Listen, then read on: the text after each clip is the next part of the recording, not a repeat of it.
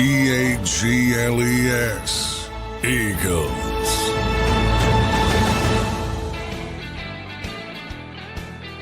Welcome in, everybody, to a Monday edition of Birds 365. Week 2 in the NFL in the books for the Philadelphia Eagles, and they moved to 2-0 on the year. They beat the Kansas City Chiefs yesterday 20-17 in an ugly, hard-fought matchup, but they win nonetheless. Johnny Mac, how you doing on this Monday morning, brother? Yeah, man. Ugly. They say you can't put a lipstick on a pig. Well, sure you can. You know, they won the football game. It's got to make people feel somewhat better. You know, if you lose that game, you're angry and upset and not holding the door for people at Wawa, but they won. You know, they win football games. I just tweeted out. That's your Al Davis inspired quote of stat of the day. The only one you need to concern yourself with. By winning that football game, Nick Sirianni is now past George Allen, the second best winning percentage by any coach in the Super Bowl era, behind only John Madden, who coached under Al Davis, which is where the Just Win Baby stuff started. Think about that. Yeah, that's pretty Number impressive. Number two in the Super Bowl era, 16 consecutive games they've won when Jalen Hurts starts and finishes, 18 of 19 overall. But it looked like shit. I'm not going to debate. It looked like shit. Offensively, not defensively. Which I think there's some interesting things. You know, Vic with the blitz, next gen stats had the numbers, which we'll talk about, but and Kansas City just you expect that out of Kansas City. They were blitzing all over the place, but you don't expect it out of the Eagles, and they did it themselves, which is a lot more than they typically do. And Vic will never admit this, but because he doesn't want to throw the other team. That's directly related to the lack of weapons Kansas City had. He felt comfortable blitzing Patrick Mahomes. And the number was 11 times, 28.9% of the dropbacks. After, of course, famously not blitzing him at all in Super Bowl 59. And that was directly related to not being concerned with the wide receivers. Right. Simple. Exactly. Didn't think they could beat him, and they doubled down on it. John, a lot of what you just said is things that we're going to talk about and break down. You know, we always joke, Philadelphia fans, John, have PTSD for a lot of different reasons. All right. And a lot of it is warranted and justified. And I think there is a little bit of that also here with the winning. You know, you brought up the stat at the open of the show. They just keep winning. And, you know, I think the thing that is now in the way of that is whether it's like that or not, that 2023 season where you go 10-1 and everybody keeps saying, just win.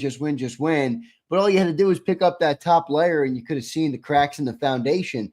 I think that's what's kind of giving people some pause on the 2-0 start. But you're right about the statistics. I mean, those are obviously pretty unbelievable when you put Nick Sirianni in that conversation, you know, in the same room as John Madden and company. But which I don't think anyone does, by the way. I don't think, you know, it's an interesting. There's so many interesting dichotomies to this team. Like you have the quarterback issue who doesn't throw for a lot of yards in the back and forth with Chris Jones, which I'll talk about because I think that's interesting. And then you have the coach. Nobody believes in the coach now. If you say the quarterback has a great supporting cast, they jump down your throat. If you say the coach has a good, well, that's the only reason he wins. It's very, it's very weird. It's very, this is a very unique team. Yeah. They don't win. People want them to win conventionally, but if they play conventionally, they're probably not going to win nearly as much. So it's an interesting science experiment that it is, you know, expose the logic of many, to put it mildly. Yep, no doubt it is. We're going to get into the offense and the defense today. We're going to have Jeff Kerr on the show as well. I want to thank everybody for being here this morning. The Birds are 2-0, everybody. That's the good news. We do got 2 big super chats to start the show. Vulnerable Vitality with a $50 banger says Makuba. Yeah, that was big play by Makuba, and he had some other good plays in that game Yeah. as well. His best play, which was that stop of Hollywood. Short, right? Yeah. Short first down because, we all questioned his physicality, and you saw it on that play. Now, granted, everything's about leverage. Brown was, going sideways, and he was coming up full bore. Now, the interception, biggest play in the game, no question about it. Kansas City's probably going in to take the lead, but I mean that's a drop ball. That's like more Johnny on the spot. You got to make the play. That part of it's nice, but I thought the play where he stopped Hollywood Brown was the with play individually for Drew Makuba. But a lot of positives with him. And you can see what the Eagles like when it comes to obviously athleticism and coverage. And what they told me early on, he's very comfortable in space. It's rare when you have young players who are comfortable in space. You're out there by yourself with big time receivers, and everybody tends to grab and hold, and like he's very comfortable with it, which is something that stands out. Yep, no doubt about it. Good stuff, Vulnerable. Thank you, brother. Another one from Vulnerable Vitality. Thank you, man. Two big super chats from you this morning. We appreciate that. And this one is good, Vitality, because you hit on everything. All right. So he says, I'm already losing my mind this morning.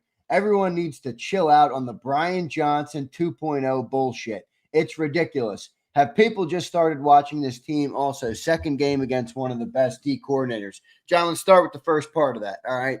Kevin Patullo is obviously a name that everybody's talking about right now in Eagle Land. The offense does look a little spotty, but what do you make of it, John? With where we are in this team right now, they are 2-0. Offense looks how the offense normally looks in Philadelphia, but everybody does have expectations of a more high-powered passing attack, and I don't know if those are faulty expectations considering how much money the Eagles spend on offense. Now I know we are what we are.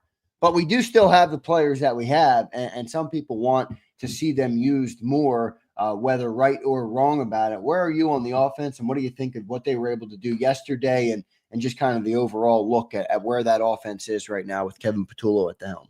Well, to Vulnerable's point, have you watched this team before? They have these stretches. Now, unfortunately, they've had this stretch at the beginning of the season. If you go back to last season, for instance, you have the Green Bay game to start where they're throwing the football all over the field. One of Jalen Hurts' most volume passing games of last season in the opener in Brazil, but they also turned it over a shitload and probably should have turned it over more than they did turn it over. And that's one of the reasons they scaled it back so early in the season. Which, by the way, I think is unfair, but I've said that pretty consistently to Jalen. But it worked. And now they've become hyper focused on ball security. It's working for them until it stops working. They're going to keep using it. So you're going to have these games. You don't want it to be that bad, obviously, or week one bad from a volume standpoint. You'd like to be better, but I pointed it out last season. They had a bunch of these games, a bunch. So, I mean, Tampa 158 now, and people say, well, they didn't have AJ Devontae. That's true. Giants 114. Rams 179.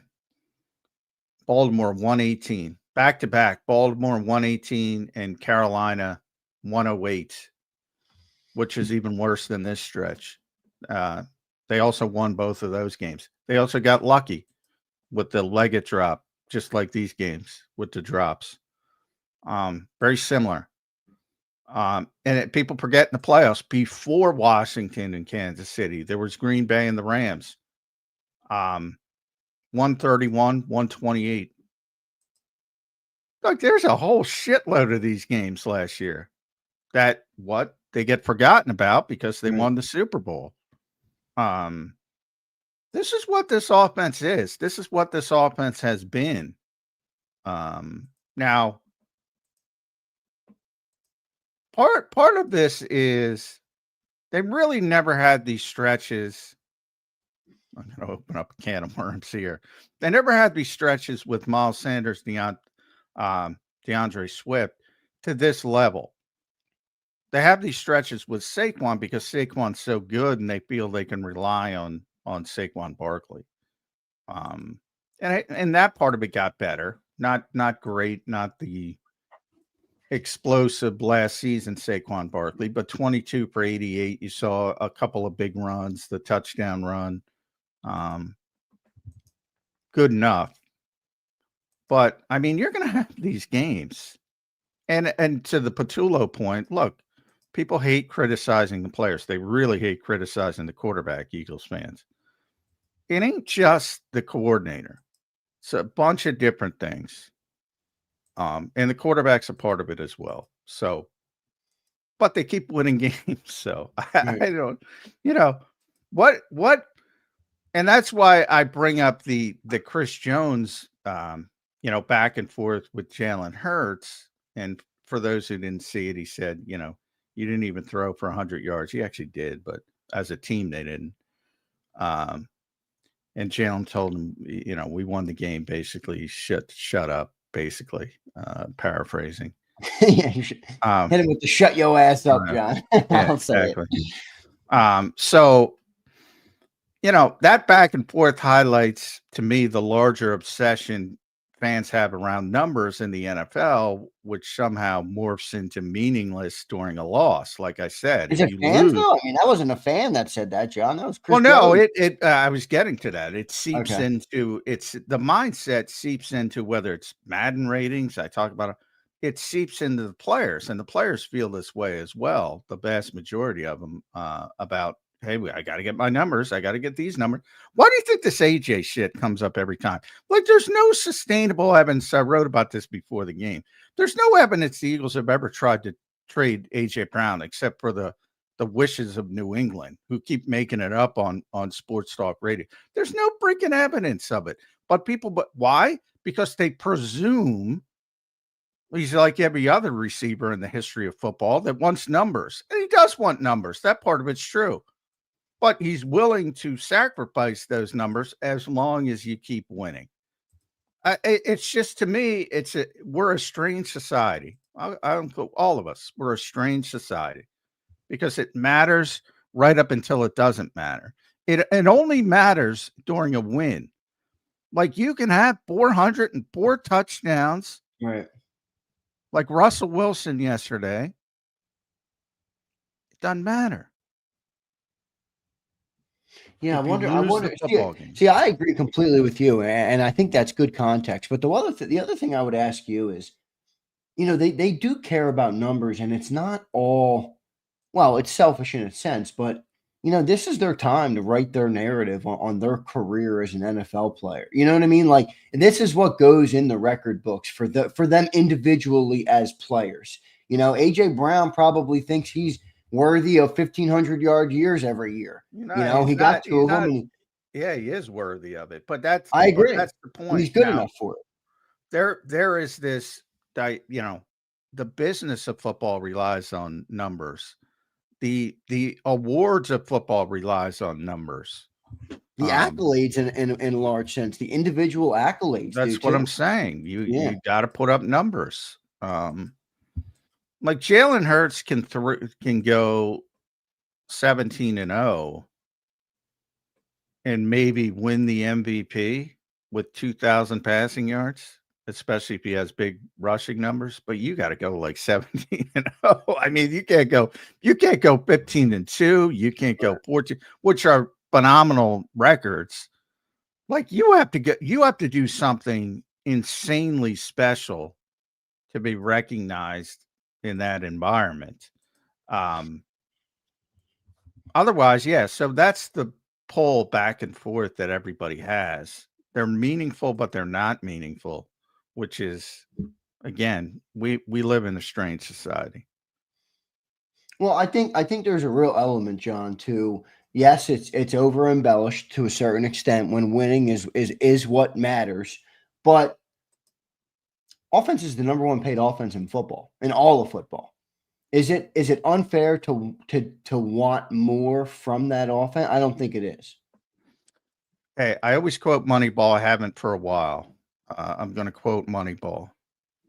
Don't look at it as paying players. Look at it as paying for wins.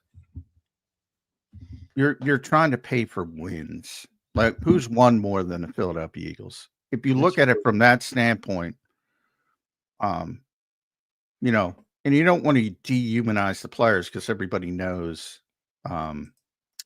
you can't win without the players. I'll say it. I say it all the time. It's talent over coaching, talent over scheme, talent over culture. I'll always take talent first, always, because you need the players to win. But you're trying to formulate them into a formula, not to get numbers, but to get wins. And that is what Billy Beane started, the analytics craze in baseball, which has gone too far.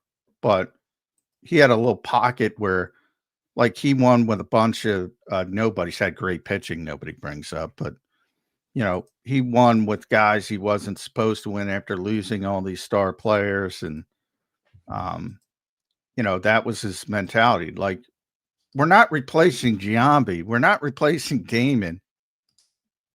We're replacing their production. We're trying to get wins. So if you look at it from the standpoint of buying wins, nobody's done it better than the Philadelphia Eagles. Well, you're right about that, but it could also, there also is a real conversation about it could complicate Howie Roseman's job, who has to construct the roster. And, you look at where you're making your hay, and we're one of the lowest paid defenses. Yeah. A lot of that's circumstantial because of the. I'm not worried about Howie, man. Howie's ahead of the game. Howie, people give Howie his flowers for the wrong reasons. I think I give Howie credit for the right reasons. One of his things that just I don't think a lot of people picked up on, but it was like screaming from the mountain to me, is like when he was talking during the draft, I can find backups. I can find backups anywhere, anytime. Go find me guys with ceilings, upside. Right. That's what he was telling his staff. He goes out and gets Zadarius Smith. How many moves he made in August? Like, Zadarius Smith is bang. He's 33 years. One of them. He looked good, man. You want the young guy. You want somebody here for more than 1 year, but he's going to help him this year. So he proves it all the time. And he'll go out and get somebody else if he has to. Yeah. He can find those guys. But, you're swinging for the fences in the offseason. Like, can I get – is Jalen Hunt going to turn into a superstar? You swing for the – it's okay to swing for that fence in the offseason. But, when it's not coming to fruition, all right, let's give Z a call. Right. And when you win, teams also, it's easier because players want to be here. Because they want to go chase a ring. So, he kind of created this, I call it the mercenary market in, 2022 when he got Linval and Dominican, who were sitting out the season until they found a spot. And they got to the Super Bowl. Couldn't finish it, obviously, but it worked out, unless you're insane and play by Ricky Bobby rules. It was great decision making. So yeah, he's ahead of the game when it comes to I can find those guys. Let's focus on upside and get as many really good players as we can. And he's done a good job with that. Yep, no doubt about it. Johnny Mac, let's keep rolling here. Defense yesterday, Eagles versus Chiefs. They win the football game, as you pointed out. That's the most important thing. And they have certainly made a habit of winning. I mean, it just feels like doesn't matter what it looks like. They figure out how to have more points than the other team at the end. And Jalen Hurts touched on that in his post-game press conference. Good stuff from Jalen Hurts. Let's go over to the defensive side of the ball, though, Johnny Mac. I think pretty strong. Look, I know you said the defense is going to look good yesterday because they're not playing very good receivers, but I'm of the assumption or of the belief that this defense is way ahead of where I expected them to be through 2 weeks so far. You had a lot of new pieces coming in. They were the number one defense in football last year. Our offseason discussions were dominated by the changes that happened on the defensive side of the ball. They're not there yet, but they certainly look like they have a big upside and a lot of good players. You mentioned Z Smith. The addition of him showed up in a big way yesterday. He looked like almost like a man amongst boys at times on the edge. Jahad Campbell, Makuba, both look pretty good. What's your thought on the defense right now? 2-0, John, only 2 weeks into the year, but I think that defense looks pretty good so far. Yeah, I'm just be careful with this game. Don't overstate this game. That's what I said from the start. I mean, this is probably the worst group of receivers they will face all season. All season. Now, barring catastrophic injuries elsewhere. It'll start this week with Devontae Adams and Puka Nacua. Just be wary. That's all I'm saying. This is a game of context. I talk about it all the time. I'm not, Karnak. I can't see into the future, but I was pretty confident that the defense was going to play pretty well in this game, or be perceived to play pretty well in this game, because of just the circumstance of where Kansas City is and what they were rolling out onto the field. And that's the way it shaped out, with the lone exception being unable to contain Patrick Mahomes. And I think a lot of that was because Patrick Mahomes knew he had to do more of that because of how up against it he was from a playmaking standpoint. So, yeah, it was good, but I think there's a reason it was so good. But, the standpoint of, and Makuba talked about it, I think I saw him talking to John Clark. It gives, especially with young players, it gives them confidence, So that to me is really something to hold your hat on and hang your hat on. Like, if that kid starts playing with confidence is a big thing in the NFL. And if you're getting beat and you start hanging your head and, so you go into a game where you look like gangbusters. Everybody's talking about Drew Makuba, and all of a sudden here comes Devontae Adams and Puka, and now he's more confident in himself. Right. So I think that's the stuff that, a lot of people just treat the players as they're a video game, and they're not human beings. Like, this stuff matters. Yeah, absolutely. I think that's one of the best things, John, that you talk about here with the way that's man. I agree completely. Let's go to 2 super chats, then we'll get to our main man, Jeff Kerr, coming up here on Birds 365. Cheapskate Coins. What's up, Cheapskate? He says, do you guys know why Jahan Dotson, other than one punt return, didn't get a single snap last night? Is that right? That can't be right. No. I can get, he had like 12. Yeah, no, that's not true. Fake news. Jahan played 22 snaps on offense. Didn't get the ball much, but yeah. No, just because you don't notice him doesn't mean he's out there. They did play a lot of 12. They played more 12 personnel that I thought they would. Like Kylan Granson played a lot. Yeah. Without Dallas Goedert. How many snaps did Granson have? 34. Wow. So 57%. There were 60 offensive snaps. They played 12 a lot. Obviously, Grant Calcaterra played 53 snaps. So that's typical. That's like a Goddard number. So that makes sense. You have to play. And then Granson, I thought they would go more 11, but they're trying to run the ball. And remember, I brought this on our postgame show. Like, that Johnny Wilson injury, I know nobody cares and nobody thinks about it. It's bigger than you think, because they don't think their third receiver can block very well. I'm surprised they didn't try and like all the moves they made at receiver. I thought they would have maybe tried. Well, there aren't a lot of guys like there aren't Johnny Wilson. Yeah, not a lot. And also you lose Ben Van Sumeren. Yeah. and yeah, and they're trying to have John Mechie in their block a little bit and Darius Cooper. They ain't Johnny Wilson. No, they're not. Now, One more if you're super chat talking, here. if you want him to catch the ball, I'd rather have Mechie by a million miles, and that's all. Like that's all people think about with receivers. Well, can he catch the ball? Can he? There's a lot of other shit they got to do, especially in this offense. Yeah.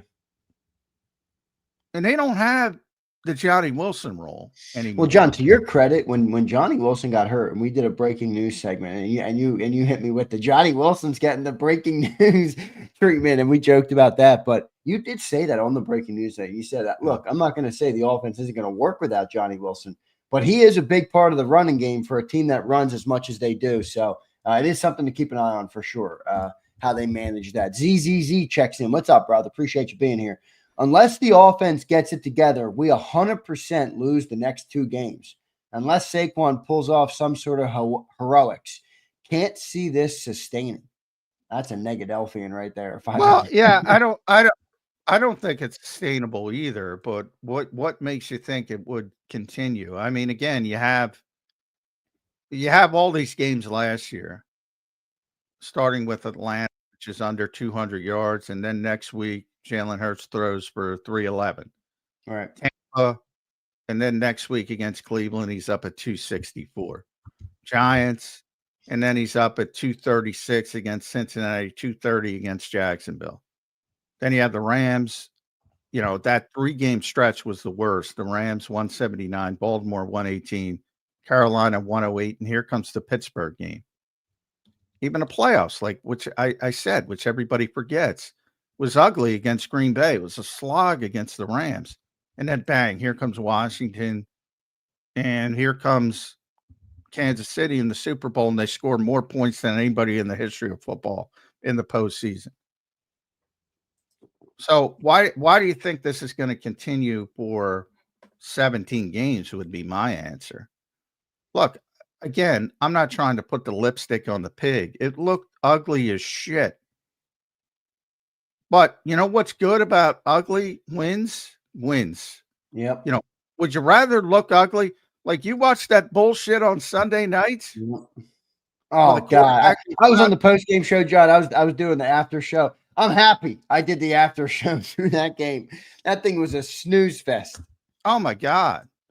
But they won the football game. Trenton, I mean, he hits the nail on the head. Giants fans would kill to be 2-0. We're spoiled. You're right about that, but there's definitely a lot of spoiledness with the modern fan base of the Philadelphia Eagles. I mean, this winning is historic. I don't use that word lightly. This is historic, the way they win football games. I was texting my buddy Ed Kratz last night. We'll bring Jeff Kerr on. I was like, this team may never lose again. They just don't lose. No, they don't. One more super chat here. Let's go to Jeff Kerr. Dirty Air says, so if the D shows out against the Rams, can we admit they're good then? I think that's a much better test for sure. Yeah, it's much more important. That's my point. Yeah. I don't give a shit what you do against Taquan Thornton and Hollywood Brown. Now here comes Devontae Adams and Puka Nacua. If you can't see the context of that, Dirty Air, I can't help you. Like, if you want to get excited and think everything doesn't move and everything's the same and everything's static and say, well, they did this against this team, so they can do this against a team with a shitload of weapons. Does that mean they can't? No, but it'll be a hell of a lot tougher against the LA Rams than it was last night, even at home. Yep. Let's get good stuff there, Johnny Mac. Good opening segment here. Breaking down the Eagles are 2-0. Let's go to our main man, Jeff Kerr, set to join us right here on Birds 365. You can follow him at Jeff Kerr, CBS. Read all his work at cbssports.com. Jeff, it's a victory Monday. It's an overreaction Monday. How you feeling on this Monday morning, my friend? I can't believe I got to spend time arguing with these idiots about the tush push. Yeah. Oh no, Jeff. By the way, the tush push is cooked, Jeff. It is cooked. It's officially cooked after yesterday. That's my prediction. It can be cooked as much as you want, but I just am tired of hearing the bullshit lies. Just look up stuff. The time of the game is on Pro Football Reference. Please don't tell me the game is slow. Oh, please don't tell me the game is better watching Patrick Mahomes just throw balls up in the air and he's trying to get a pound. Like that. If you watch the broadcast, Jeff, Dean Blandino, Dean Blandino's an idiot. That's essentially, well, whatever. Yeah. He's a former vice president. That's the way they think. That's the way the league thinks. I agree with you. Threw up his hands and said, basically, I'm tired of talking about You know what? This is why I never respected Dean Blandino, Mike Pereira, Mike Carey, whoever these guys are, because you guys were bad at your jobs 20, 30 years ago, and you're still bad at it. Yeah. Why can't you admit you're not good at what you do? I'm angry at Jeff Kerr for bringing this up because I hate talking about officiating. I had to bring it up because this is what I got right about today. To start with Jeff Kerr. Here's the bottom line, Jeff. Landon Dickerson is jumping offside. Yep, I agree. You got a Kansas City guy swiping the football before the play. You got guys. You got Drew Tranquil trying to rip it away. They can't officiate the damn play anymore. It has become untenable. It's got to go. It's got nothing to do with the Philadelphia Eagles. They can't officiate it. This is what I think is so funny when people want to mention the false start. I'm like, there's like 5 Chiefs lined up in the neutral zone. I agree with you, John. They can't officiate it. They can't officiate anything. Discussion. I don't give a shit if Eagles fans want it. If you can't officiate the fucking play, and that's the case, 5 guys are offside. Landon Dickerson's jumping offside. Get it the fuck out. This is how I wanted to rally up Eagles fans last night. I think I did the job. The Eagles aren't 18-1 because of the tush push. Oh, they're not. It has nothing to do with them winning. Nothing. They have turned the ball over 8 times during this stretch, and they have 39 takeaways. Jeff, 39 to 8. That was such a good stat you put out. I used that on the postgame show several times. Yeah, I want everybody to use it. I want everybody to know why this team actually wins. But now you'll never hear me say they win because of the tush push. Oh, I know that. I think they're worse now because everybody focuses on it. You have all this bullshit going on, and if you just did the conventional quarterback sneak with Jalen Hurts, you're going to be more successful. Because spread the field. I tell Nick this all the time. Spread the fucking field. Let him pick the spot. It's going to be more successful. There were so many things in that game that just bugged me yesterday that shouldn't. Like, you guys heard what Chris Jones said to Jalen Hurts late in the game. Yeah. I don't care how many passing yards he throws. Well, you and I people do. Yeah, you and I used to get into this debate all the time last year. You gave up. It's gone. Yeah. Well, I'm like Dean Blandino. I give up with this bullshit play. I give up. What I tell you, and I told the fans last night, I know they're going to get mad at me. I don't give a shit. Look, it's got nothing to do with the Philadelphia Eagles. I get it. You're all Eagles fans. You're watching this show. I appreciate it. This doesn't have anything to do with the Eagles. It has become untenable. It has become unofficiable. I'm making up words now. I don't get it, though. After 4 years, now they can't officiate it. What the hell happened? Well, you saw it happen. You saw the videotape. What does everybody do? Yeah. They're trying to stop it. They're lining up off sides. You know, that, by the way, that's not the first time Landon Dickerson has jumped early. They can't see it because it has become untenable. Yeah. What my pet peeve is with the play, and again, don't care if they keep it, don't care if they ban it. I got to write a column on this today, by the way. I'm just sick and tired of the bullshit excuses. It's not safe. It's not. The game is slowed down. No, you know that's all bullshit. Yeah. You know how the game is slowed down? I'll tell you how the game is slowed down. Your precious commercials, your precious throwing the football. The fact that you want every stadium to be a dome so you can have glorified arena football because you were so pissed off arena football was having 60 to 50 games and you wanted that. Yeah. That's all what you want. Last thing I'll say, and I want to move on from this goddamn forsaken topic of Dean Blandino. Look, you're right. All the excuses, and I said from the start, and Zander can tell you, that was the stupidest drawn up rule ever to get this game out. Now they have the perfect thing. Well, we can't officiate it. We got to remove it. Bang. End of story. End of sentence. And that's more legitimate than any of them. Oh, I agree, Jeff. Yeah. So, get it out. It's done. It's done after the season. Enjoy it while it's here. That was my first take after the game. I said, Yeah, it this was. is crazy. Yeah. This I has got to I go. just couldn't believe my eyes when I saw that slows the game down today. I went to Pro Football Reference and looked at the time of every single game. No, you know what? And you could say, and I should have said, Tom Brady fucking said they can't officiate it. Tom fucking Brady said it.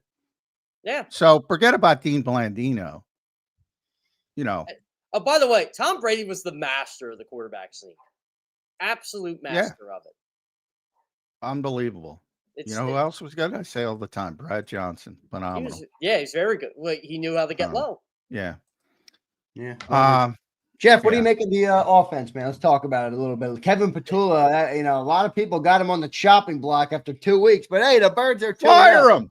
Jeff, what do you think of the offense? 18 of 19. They've only won 2 straight to start the season. Fire the offensive coordinator, Jeff Kerr. Oh, man. What do you think, Jeff?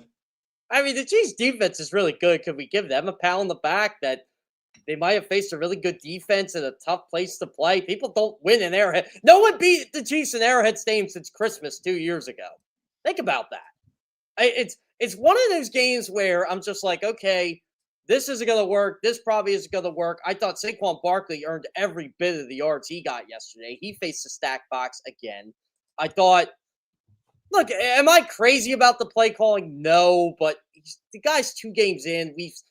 I just get tired of the overreactions early. This team was 2-2 for 4 weeks. Can I get one person? I'm not going to pick on you guys, so I'll ask the chat. Can I get one person to tell me what play call they're upset about? Because they're not upset about fucking play calls. What do I say all the time? They're upset about play results. Yeah, execution. Yeah. I mean, I personally don't think the quarterback has played too well. No, he hasn't, but you're not allowed to say that. Shh, be quiet, Jeff. You're not allowed to say that. So not that it's any surprise, but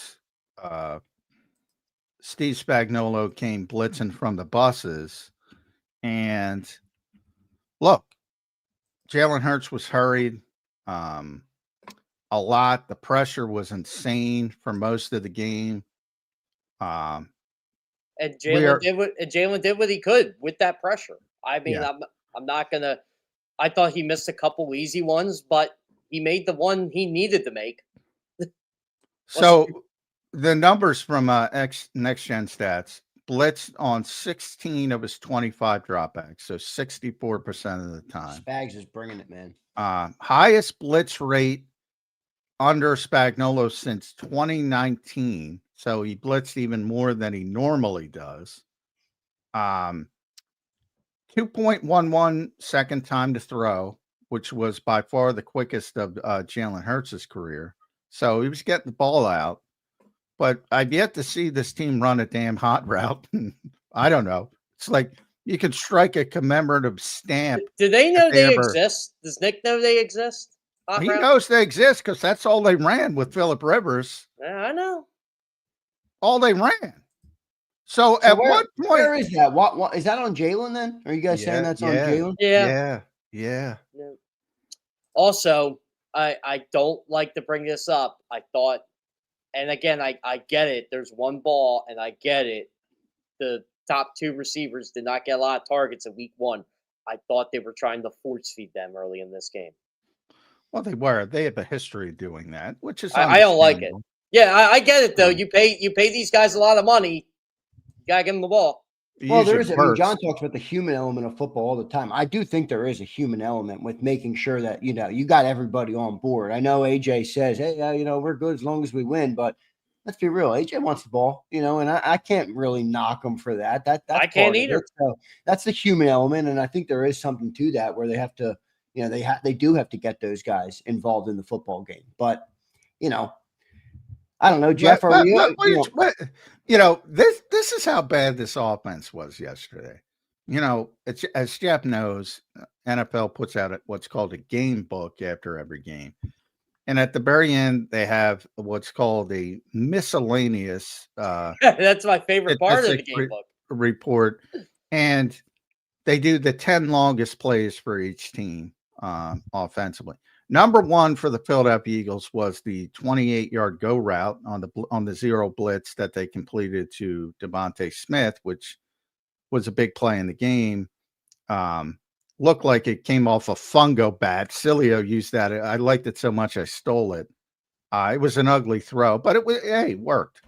Because you got one-on-one, you take a shot, and Devontae's better than their corner, and he went up and got it. Number two, 16 yards. Saquon Barkley, right end for 1 yard, 15-yard face mask enforced. Their second best play was a fucking face mask after a 1 yard run by Saquon Barkley. That's how shitty that offense was. No other play went for more than 13 yards. It was ugly. I'm just looking at the advanced numbers, the true media stats. And Jalen Hurts on throws of 10 plus air yards, 1 of 5, 28 yards. We all know the completion. I'm surprised they threw 5, to be honest. I am too. I swear they were all throwaways outside of the Devontae Smith one. Well, so Jeff, are you concerned then about the offense? Because we talked about it in the open, and John's right, like all these stats that permeate the conversation. But at the end of the day, winning is what matters. And John laid out the stats of how winning Nick Sirianni and Jalen Hurts have been. Where are you on the concern level? I mean, it's 2 weeks to Kevin Patullo. I mean, it's a new offensive coordinator. Where are you on the concern level for the offense and the way they're moving the football right now? I mean, I guess I'd say lukewarm, but look, where would you be if they lost 2 games? If CeeDee Lamb caught the ball, if Travis Kelce caught the ball? They'd be 0-2, probably still lukewarm because I would need to see more. But again, this team doesn't lose because they just don't turn the football over. They don't beat themselves. No, they don't. Kansas City beat themselves on Sunday. Travis Kelce dropped the pass, and the Eagles were there to take it away. Like, when Jalen makes his mistakes, they're not turnover mistakes. The Eagles take a lot of pride in their ball security training, as you know, Jeff. And the numbers that you put out there bear it out. This is an extended period of time, how effective they are in the turnover ratio. But at the same time, there is a luck element involved, as you saw. That worm's got to turn at some point, doesn't it? You would think, but I mean, we're at a 19-game stretch right now. Yeah, it is pretty amazing. But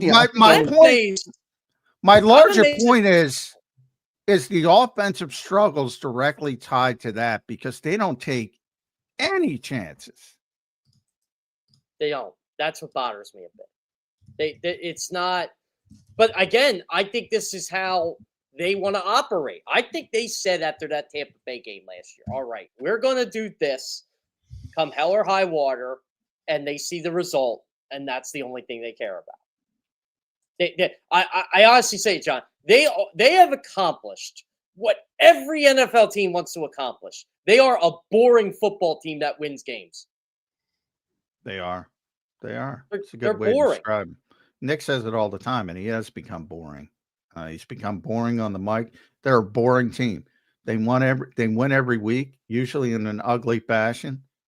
They're a boring team. And but you know they're what? A successful team. And I think their fans don't care. And I'm glad they don't care. They care when they win.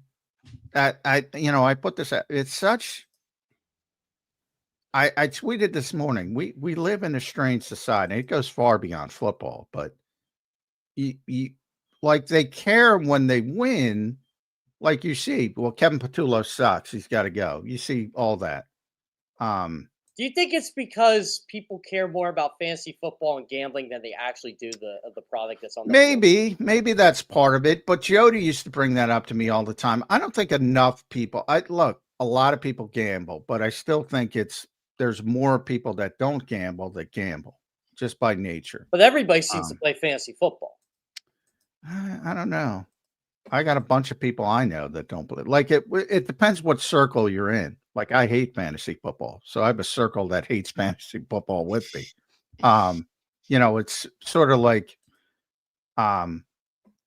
you build these ecosystems, and if you're not careful, you think that's the wider mindset. Like I think a lot of people play fantasy football, again, same as gambling. I think more people that watch football don't play fantasy football. But I don't think most people don't have fucking time.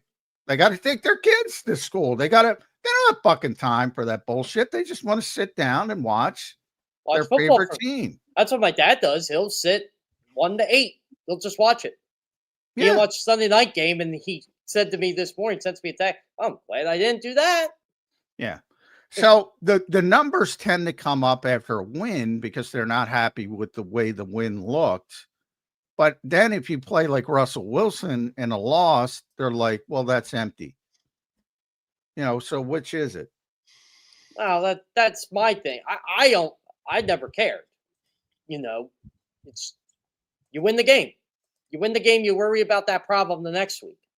Well, Jeff, I thought the stat you put out was so interesting. We talked about it a little bit on the postgame show as well last night, but are they too conservative on first and second down, or are they right? Because you put out the stat where they got 8 giveaways and 39 takeaways in the last 19 games, and they're 18-1. And part of me is like, I'll push the ball downfield a little bit more. And then the other part of me is like, well, if they win the turnover differential, they win the football game. Like that seems to be almost 100% from the field when they win the turnover differential.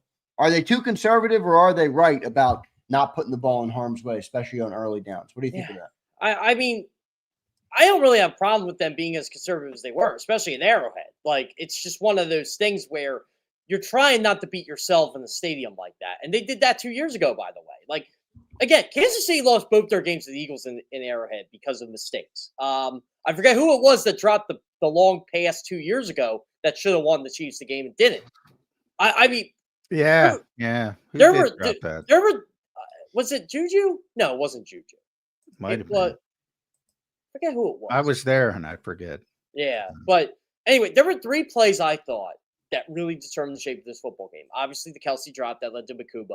Makuba's stop on 3rd and 1, which, by the way, might have been his great play, but best play by far. Yeah. Way better. And Andy Reid trying to get into a rhythm early in the second half, going for it on 4th and 1, and I said right away, bad decision. Yep, mistake. How good is Nolan Smith on that play? So freaking physical at 237 pounds. Just plays so violent. An underrated aspect of yesterday's game was how much better the Eagles are on the defensive line than the Chiefs are on the offensive line. They were just significantly better. Zadarius Smith looked like he's, I can't believe how well he played yesterday. He just got here. Well, yeah, I talked to Zadarius twice last week, and he's like, I'm ready to go. Yeah, he told me that last week. He's like, hey, whatever they need me for. He knows his role. Now, I think the Eagles are in a position to where they can use him correctly too, because I've seen him in Cleveland, saw him back in Green Bay days, the Minnesota days. If you look at his last really great year, I remember it succinctly. He was player of the month in September, and people were talking about him about defensive player of the year, and he was just killing it. And then he got banged up because he played so much. He played basically every down, and he wasn't the same player in the second half of the season. I think the Eagles aren't in a position to use him correctly. I think he's going to be a huge impact on this team. I mean, huge. This dude can play. Yeah, this is the guy. He's still got pleny left in the tank. Yeah, this he looked the guy like among his boys yesterday. That was what that pass rush needed. Like, yeah, I mean, obviously, we all would have dreamed for, a Micah Parker, Trayvon, whatever. That was who they needed. Well, he's not that good, yeah. Well, Micah. Trayvon Walker had a big game. I kept seeing him flash in highlights. But, don't even get me started. There were some good football. Don't even get me started on Micah. I don't know why we're going through this nonsense. That's how good Green Bay is. Now, you never hope people get injured. A lot of things can happen. I'll say this. There's a guy that I work with. Good. I know they're good, but come on, it's too early to say that. You know how much can happen. Why? It's too early to say because of the attrition aspect, which I just said I agree with.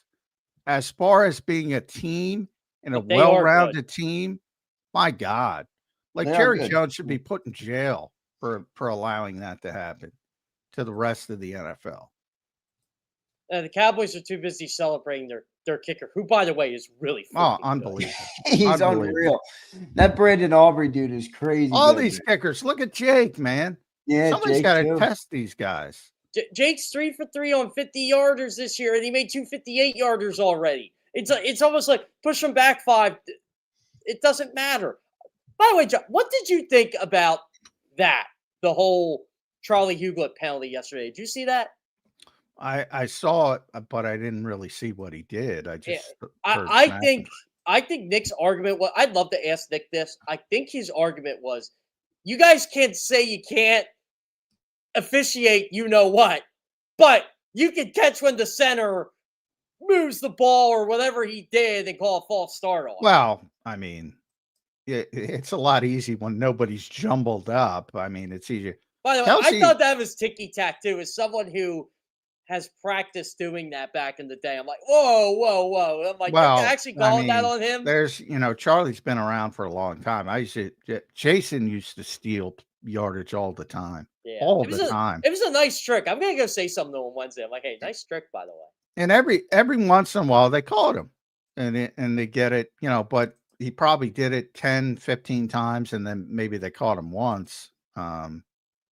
Jason Kelsey, I'm talking about, he would do it all the time. He would steal a half yard all the time just by moving the football. Yeah, the only way, I swear someone caught him, someone on the Chiefs caught it and said, hey, watch out for it. That's the only way I think you can catch it. Yeah. I've talked too much about NFL officiating. I'm very consistent. They do a good job under very difficult circumstances. And they miss a shitload of stuff because the game is over legislated. But for people that blame officials and all they talk about is officiating, like, why watch the games? It's baked in. Your team's going to get some calls. Your team's not going to get some calls. The ref is not the reason your team wins or loses. It just drives me insane. I was laughing how Chiefs fans were all of a sudden blaming the officials. I'm like, the Chiefs get more favorable calls than probably anybody if you really want to play that game. I go to NFL penalty. I don't want to play that game. Guess what? The Eagles get a bunch of calls because now they're the great team. That's what it is. I agree with you. Michael Jordan got a bunch of big because he was the best player in basketball. That's the way it works. You get a reputation, you get the benefit of the doubt. There was actually a couple of plays yesterday. I thought they would have called on Mahomes. Like Carter threw Mahomes down one. Even Jahad Campbell, the rook, ran into Mahomes after he got rid of the ball in one play. I was like, oh no, I thought. I thought that was going to be a flag, and it was too, Jeff. I thought that was a flag, but good to see. There was a college game. I forget. I was watching a college game. I forget. It was a really close game. So there's only 3 games that are close. So I should remember, but. It was coming down to the end of the game. I was Texas A&M. Yeah, I was going to say that was the Notre Dame game. Yeah, it was. It was coming down. Texas A&M 4th and 12 from the 12. Their center literally tackled the defensive lineman in the middle of the field, wide open. Nothing. Nobody called it, and they ended up getting a touchdown, and won the game. But you know what? I'm saying, guess what? If you're a Notre Dame fan, they missed the extra point. So, that they had scored the touchdown to go up by, should have been 7. They were only up 6 because they missed the fucking extra point. Make the extra point or make a play. Don't put it in the hands of some Mr. Magoo official.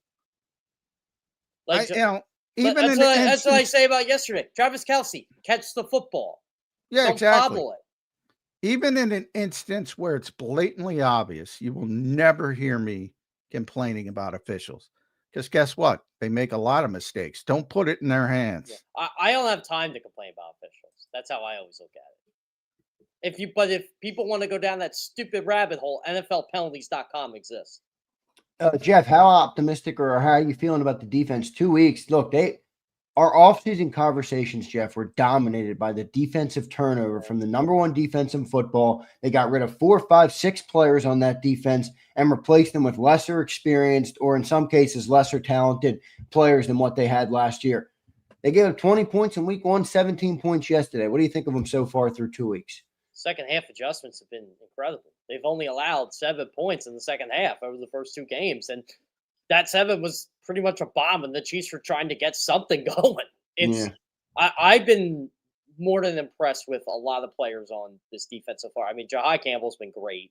You already saw the impact Andrew Akuba's making on this team.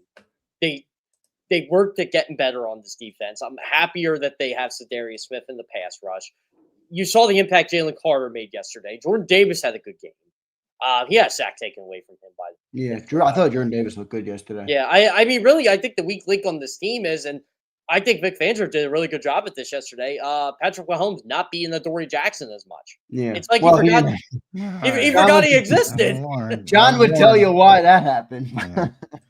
But they didn't have the receivers to pick on him. But well, yeah, that's what the Chiefs are. I'm not Nostradamus, Jeff, but I predicted O'Dory's going to be just fine in this game, and he was just fine. Well, does anybody not look at the context of the other fucking team? That's what drives me crazy. I said right after the game, I said, you know what? The Chiefs do not have Rashee Rice. They do not have Xavier Worthy. The Eagles should feast in the secondary. And they did. Yeah. Which, credit to them. What would have been really bad is if they couldn't have handled those guys. And it was even if they tried 3 shots to Thornton late and they got one of them. And I'm like, what are you doing? Yeah, Think of it this way, guys. What the Chiefs had for all you, I guess I can go old school now because it was 25 years ago. Just think of Torrance Small and Charles Johnson, and those are the Chiefs receivers yesterday. That's nice. Nice poll right there. Oh, by the way, Torrance Small and Charles Johnson had 1,000 yards. They might have been better. Yeah. Yeah, they were better. But they were old when they were with the Eagles. Yeah. But just think of that. Poor Torrance taking strays. Yeah. Yeah, I'm sure I'll hear it from one of them. Well, Jeff, I got another positive on the Eagles right now. All right. Another positive for the Eagles right now is Jake Elliott and Braden Mann are both dominating what their 70-yard bomb by Braden Mann yesterday. Dude, he is dude's amazing. That guy? Jets cut him. Jets cut him. Is that where they picked him up? Yeah. Yeah. Howie Roseman leaves no stone unturned when it comes to perfecting this roster. I was hoping to see Tank Bigsby on a return yesterday, but they kicked away from him. I don't think they kicked away from him. I don't think they kicked to him. No? I just think it's, you come in with a plan, and most people try to kick it to one corner or the other. And it's like, there's a couple guys like Turpin, but the Eagles kicked to Turpin. I don't think Tank's in that category yet where people are. Maybe he grows into it. Too optimistic by me on our new acquisition. By the way, John, did you see the game book? Well, I know you saw the game book. Who were the 2 Eagles that were active yesterday and did not play? Sam Howell. Yep. And Mac McWilliams. Boom. I know John read the game book. Yeah. I mean, Sam Howell, is not going to play. You don't want him to play. No. Mac, a little bit surprised. You'd think he'd be up helping on special teams, but that probably indicates he's not really that important on special teams right now. And he's a developmental player. No problems with that. Yeah, he's 4th round pick. He's a nice talent. Vic likes him. Yeah. It's fine. Yeah, there's nothing wrong with that. But usually if you're a position player, you tend to get in somewhere. Like even the backup offensive lineman, they'll throw them in there to help on field goal protection or extra point. I was more than intrigued yesterday when I saw Cameron Latu in on a couple of those plays. Yeah, they like Cam. He's the new fullback / tight end / special teams player. So was it this week he changed to 36? Yes. Because I had people ask me yesterday that sent me text during the game. He's 36. I'm like, that's Cam Latu. They're like, well, when did that change? I said, apparently this week. Yeah, this week. Yeah. So technically he's a fullback now. But obviously, stupid NFL rules. I don't know why you can't play fullback if you're a tight end. What's the matter? You line up wherever the fuck you want to line up.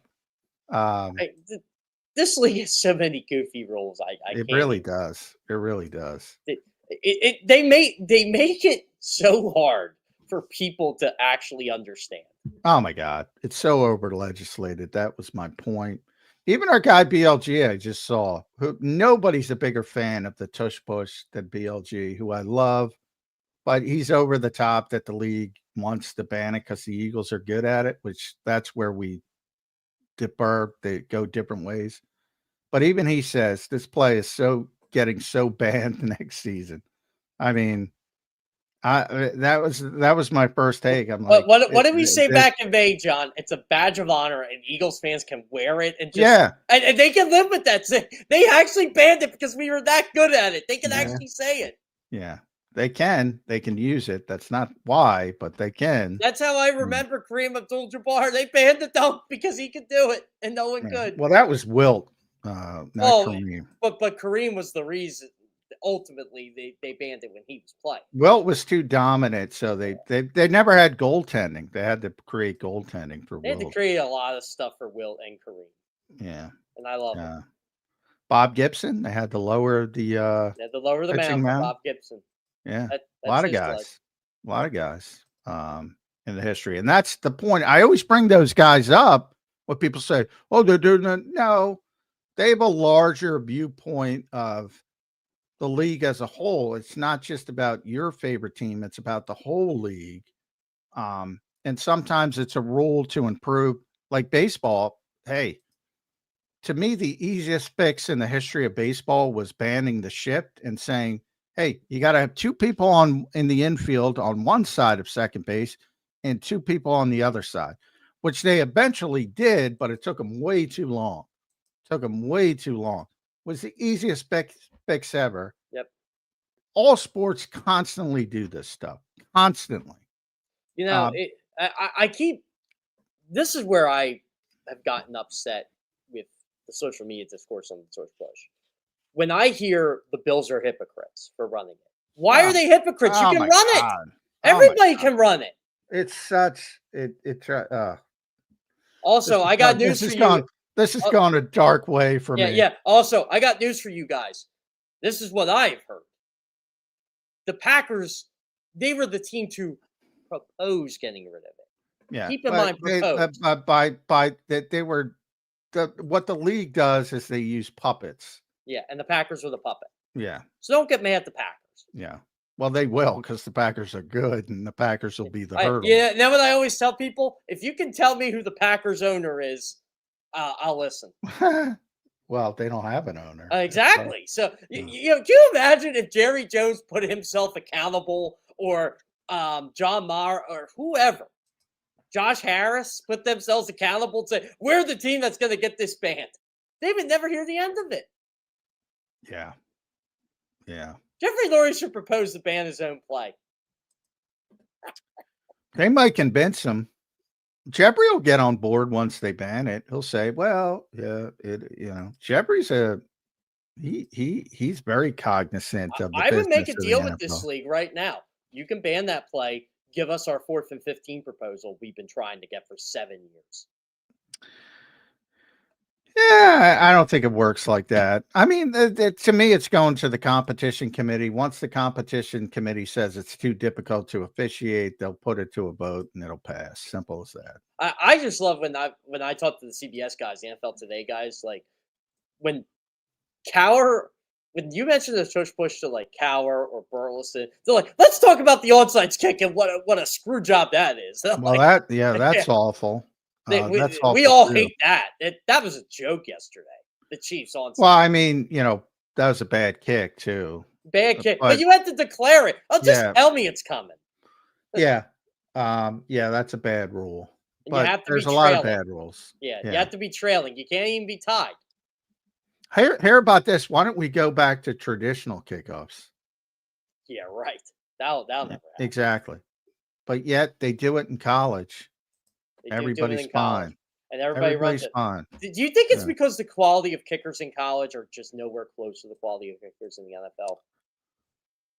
Well, They're not, but you have a lot of shitty kickers, but all the kickers do come from college for the most part. You have a couple guys who, Australian, whatever. And the ones that are drafted high, like Jake Moody, don't have a job right now. Yeah, well, he's just he's got a job. He got signed by who did he get signed? He got that's right. He did get wherever they signed. got Brandon Aubrey from. Where did I get another one of those guys? That's He's who from I- Australia, isn't it? No, he's a former. Oh, soccer that's player. that's guy, right. He's a yeah. former MLS guy. But That's right. he played 1 year at Notre Dame. He was a kicker. It's not like he didn't play.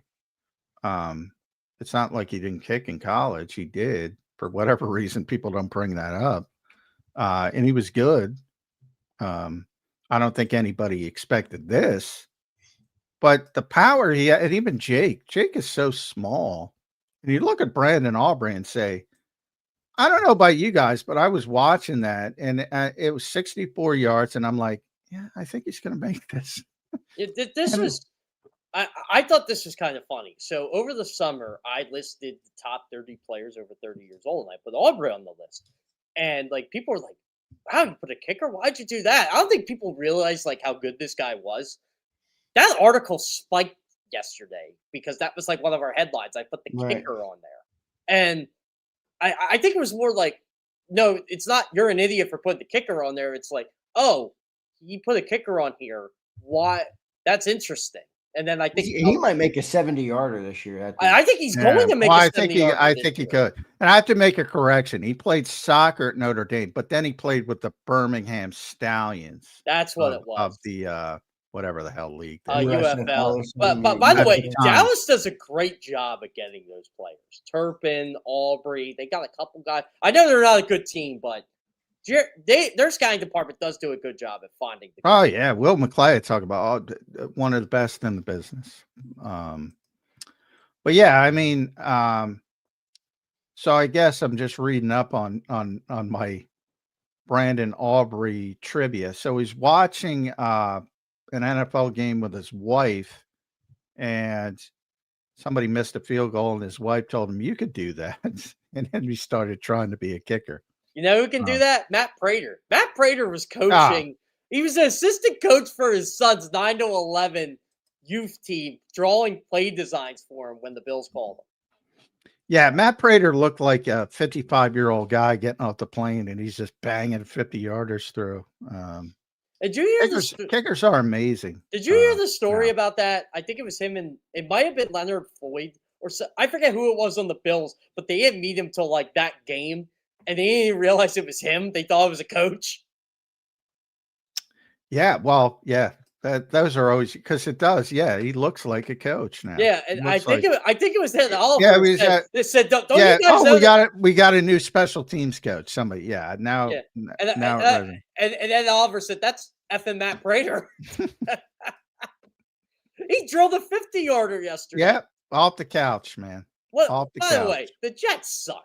What a shit show that was yesterday. Well, they had the good week 1 performance. They duped everybody. Justin Fields is the biggest fraud in sports. Oh, man. But you have to actually be good to be a fraud. Can you? This is what I said about. Can you get the fuck JJ McCarthy off my television screen? Oh my God, is he bad? Oh my God! Outside of like 4 minutes, he's been terrible. Like he's going to ruin Kevin O'Connell's reputation, like of being the quarter. This guy is so unprepared to play that they don't let him do anything. And like, what these teams in their egos, like they took him 10th overall, whatever, 11th overall. Like he can't play. You could have had Sam Darnold back. You could have had Daniel Jones, who's killing it with Shane Steichen. Yeah. You could have had Aaron Rodgers was begging to play there. And they went with JJ McCarthy. Oh my God. It is egregious. By the way, Sam Darnold, I thought really rebounded yesterday against Pittsburgh. Yeah, they finished that game. Yeah. Seattle. That was one of the teams I wanted to pick them yesterday. I had to pick 5 games, and I wanted to use them yesterday, and I held back. I said, I don't know.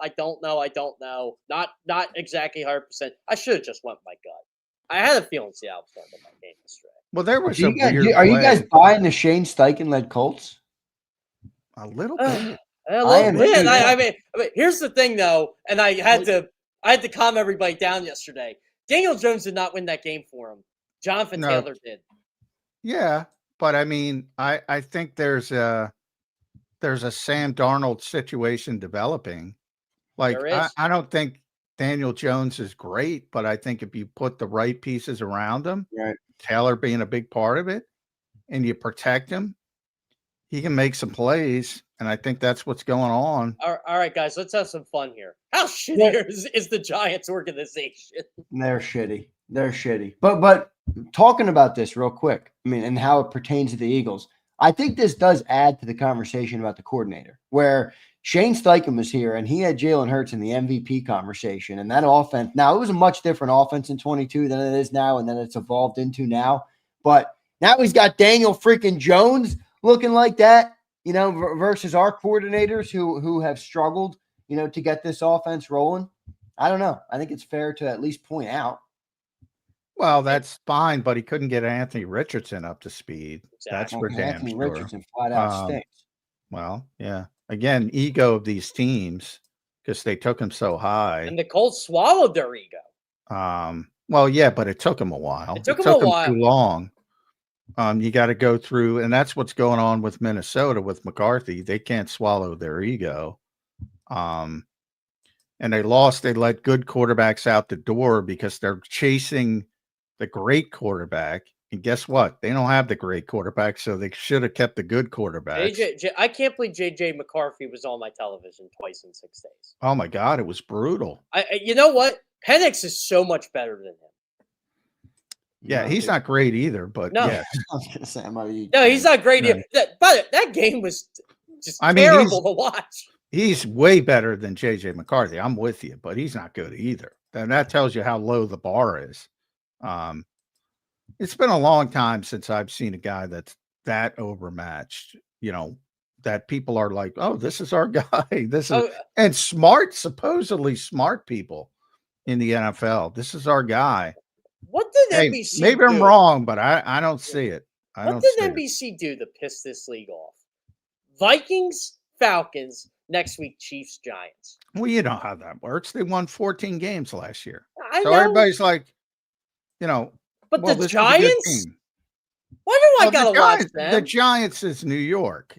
So you got to get the Giants early in the season before the fan base. You got to get the Giants in the preseason to get them on national television. Yeah. You got to get them early to get the big number. And then you say, all right, they're awful. Nobody's going to watch it.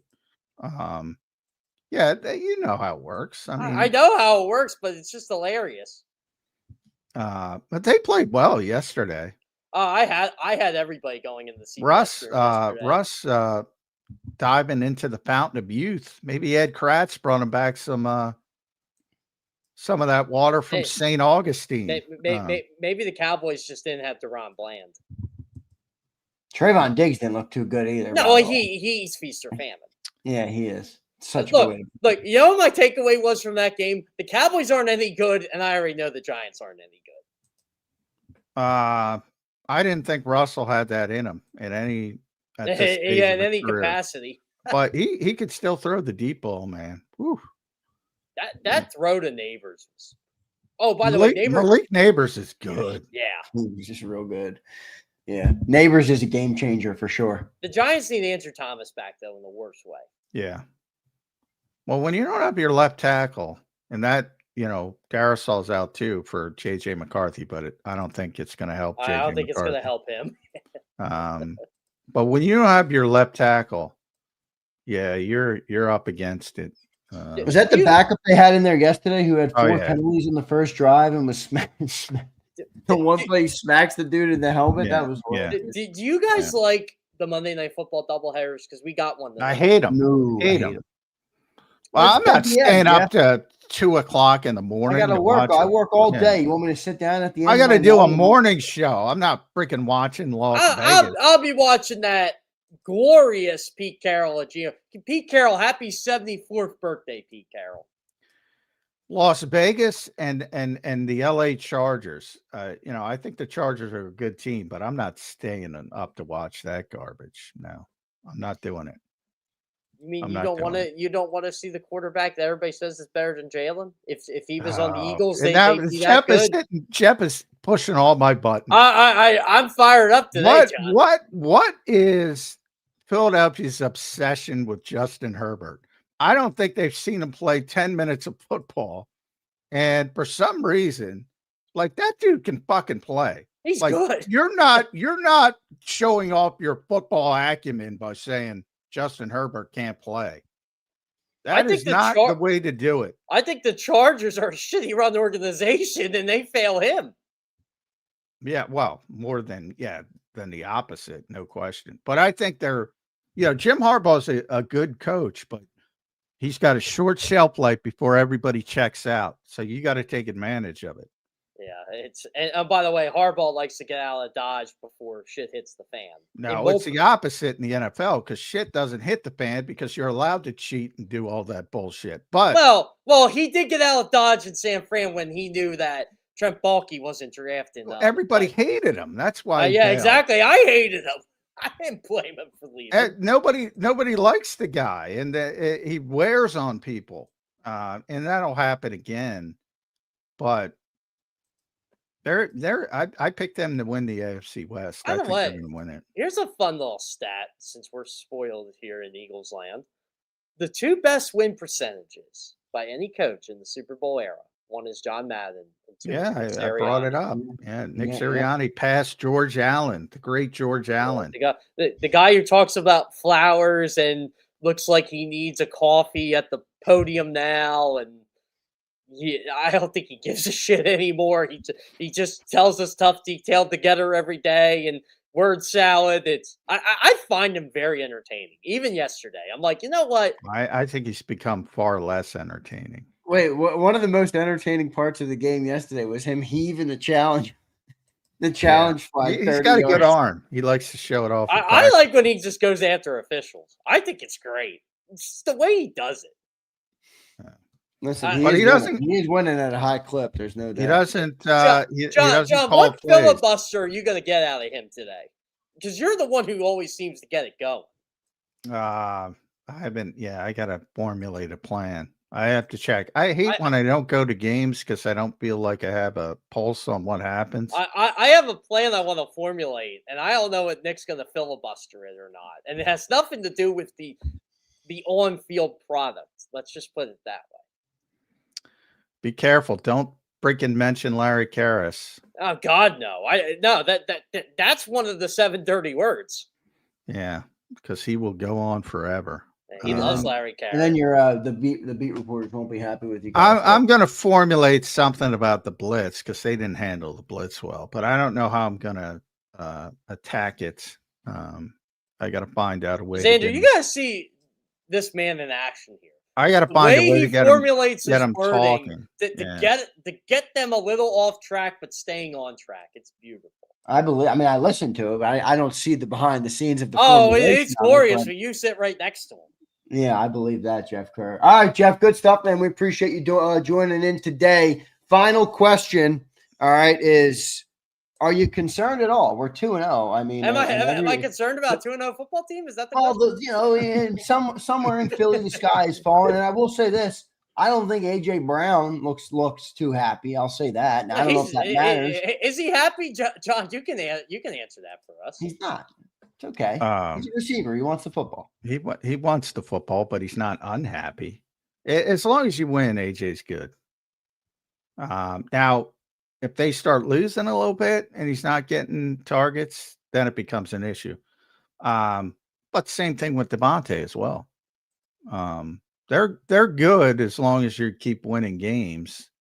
And part of it is nobody wants to be the asshole to upset the apple cart when you've won 16 straight, 18 of 19, 16 with Jalen starting and finishing 18. I got on AJ last year when he said the passing comment. I'm like, dude, like you guys just won like 8 in a row, and this is what we're talking about right now. Yeah, but if you listen, and I admit I'm an AJ guy, but I if you listen, what did he say? He didn't say Jordan Mailata said the same thing. No, he wasn't wrong. He wasn't wrong, and that was my column on Monday. Like, okay, yeah, he said one word that got all the flags up, but Like 10 players on that team. Yeah, said the same thing. Devontae said the same thing. Jalen said the same thing that day. That was the Carolina game.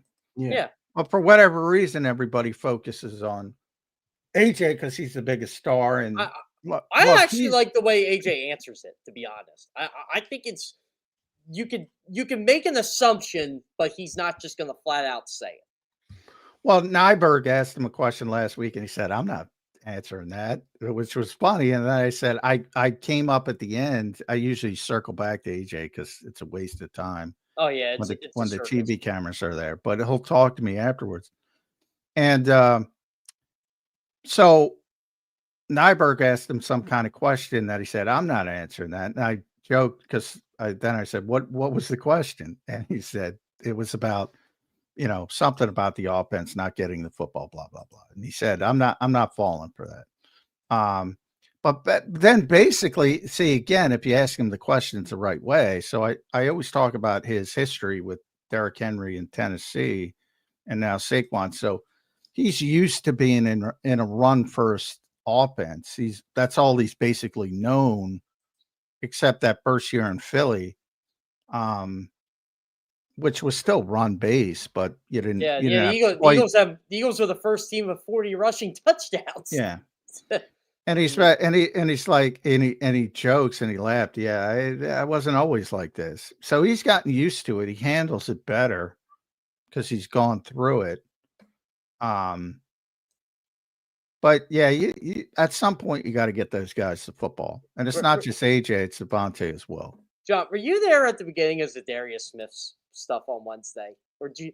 I know you and I talked to him late, but I was pretty much in the I don't think I was at the beginning. He was laughing because I was laughing because I'm thinking to myself, he's not going to answer that. He's like, I've been in this league too long. I can answer that question. And like, remember how we mentioned to him about the Browns?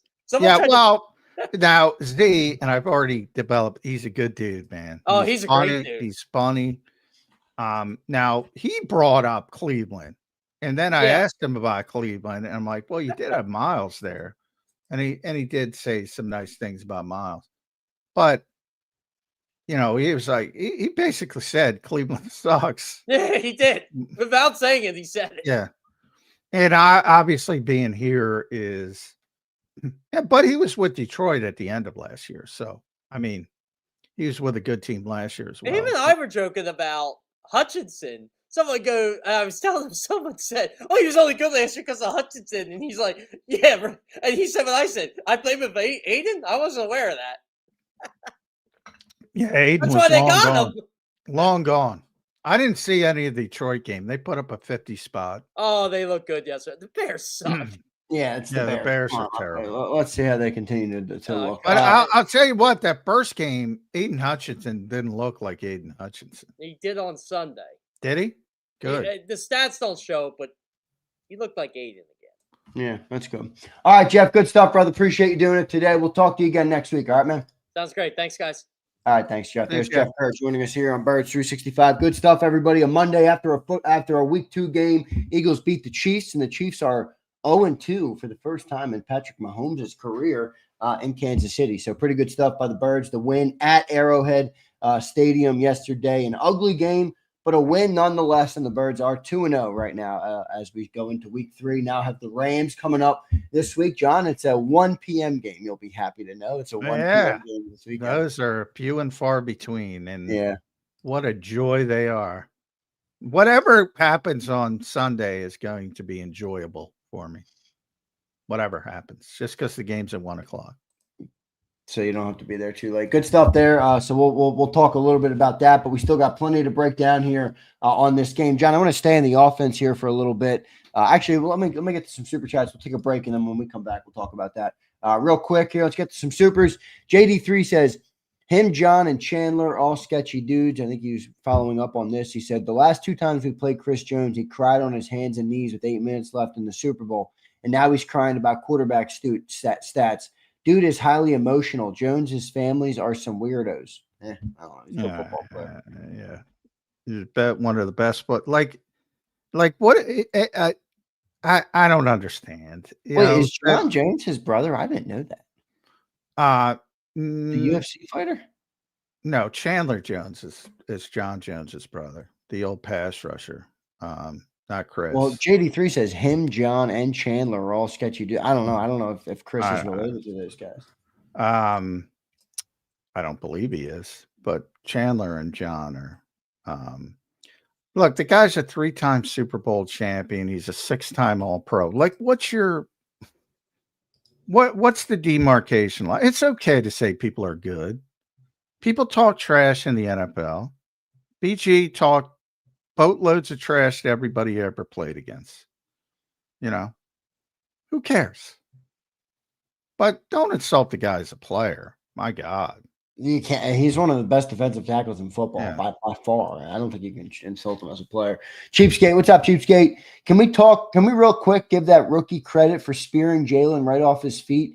That was the craziest QB hit I've seen since Weapon X. Oh, that was a big hit. You don't often see Jalen Hurts take big hits. No, he's really good. Yeah, at avoiding them. That was a nice hit, and it was legal, and there's nothing wrong with it. And it was just, it was a good hit.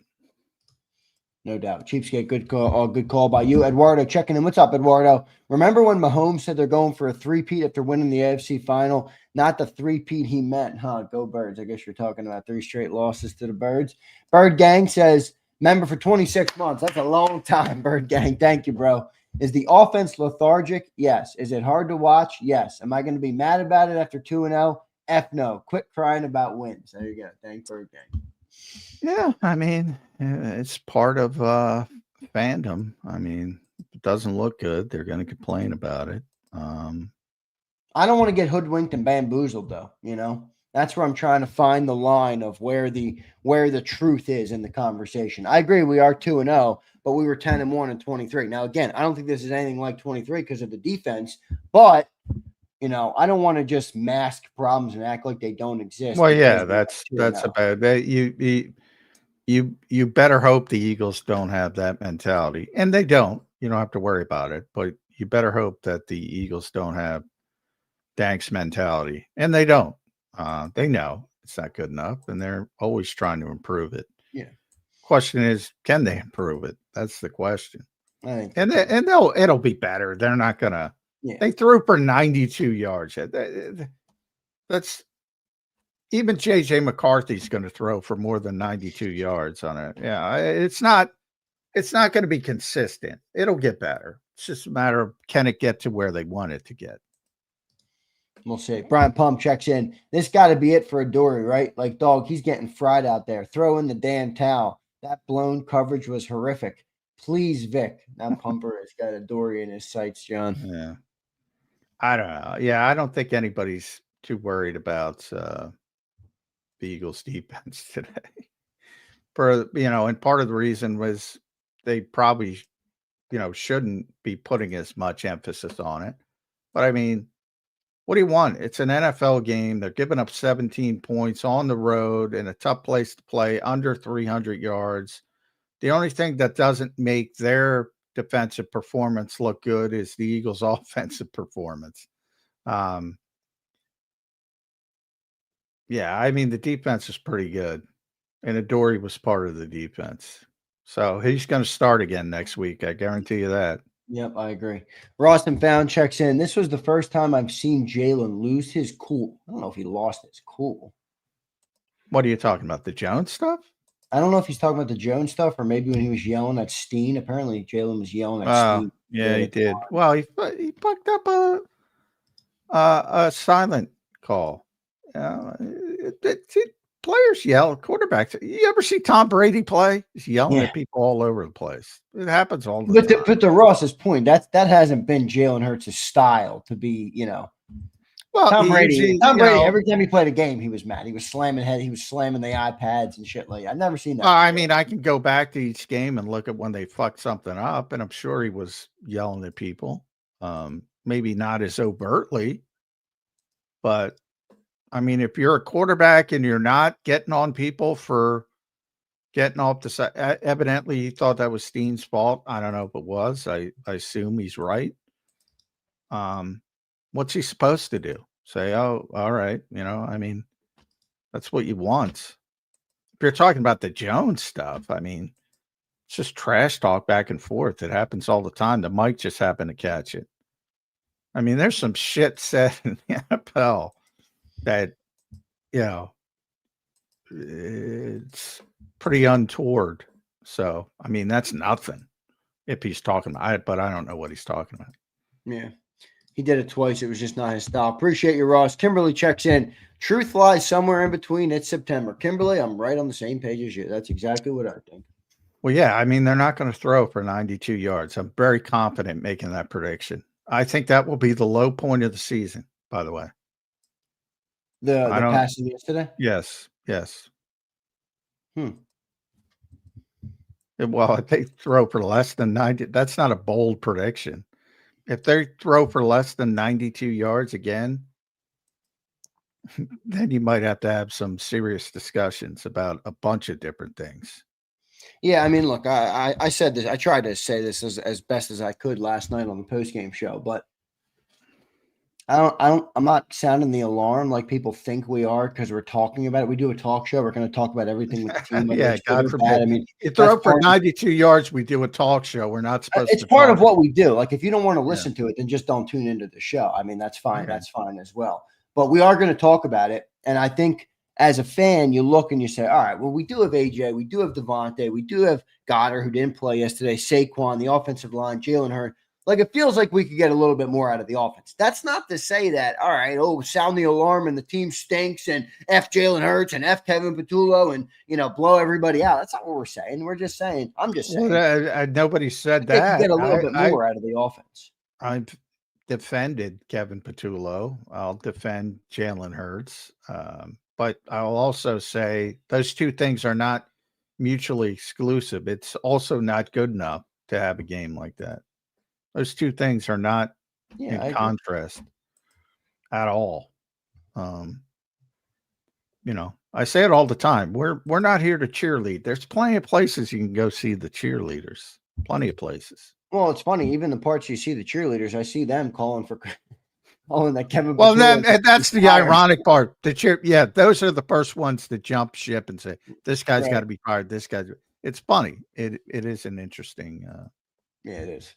It is. Good stuff, Kimberly. Appreciate your super chat. Appreciate everybody for being here today. Hit that like button. We got a lot of people in here. We should have a lot of likes this morning for the show. The Birds are 2-0. That's much better than the alternative, and that's the truth. So good stuff there. We'll take a quick commercial break. We'll be right back in 3 minutes here on Birds 365.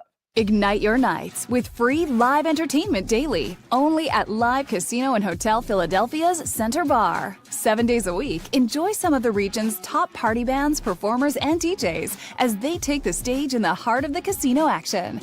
Great cocktails, live music, and lively moments. It's all happening at Center Bar at Live Casino and Hotel Philadelphia. Visit livecasinophilly.com for more details and the complete list of upcoming events. Must be 21 or older. Gambling problem? Call 1-800-GAMBLER. This is Eric. When he got injured in a car accident, he called Morgan & Morgan.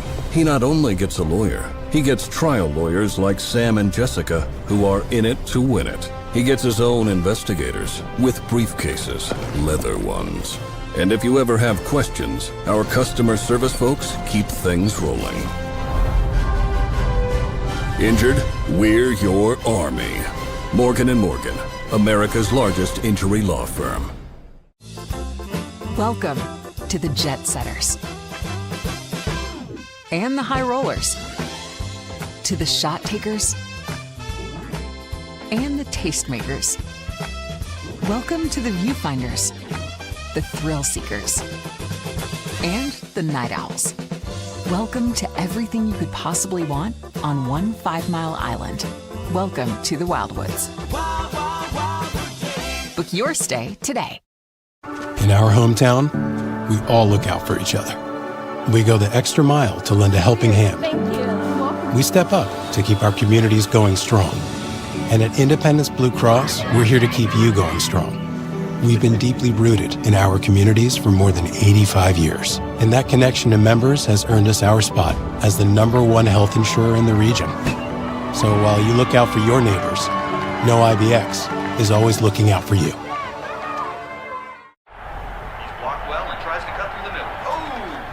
Your gut says Miami is going to win, and you should take the over. Your gut also said your NFT selfies would only go up in value. They didn't. But your head is on Sports Grid and knows the QB is in concussion protocol. The backup has a 45 QBR against the zone coverage. The New York D has the most sacks in the league. So yeah, trust your head. It's smarter to be on Sports Grid.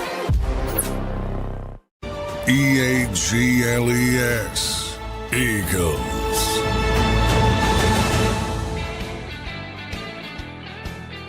Welcome back in, everybody, to a Monday edition of Birds 365 here on JAKIB Sports. I'm your host, Zander Krause. That's my co-host, Johnny Mack, John McMullen.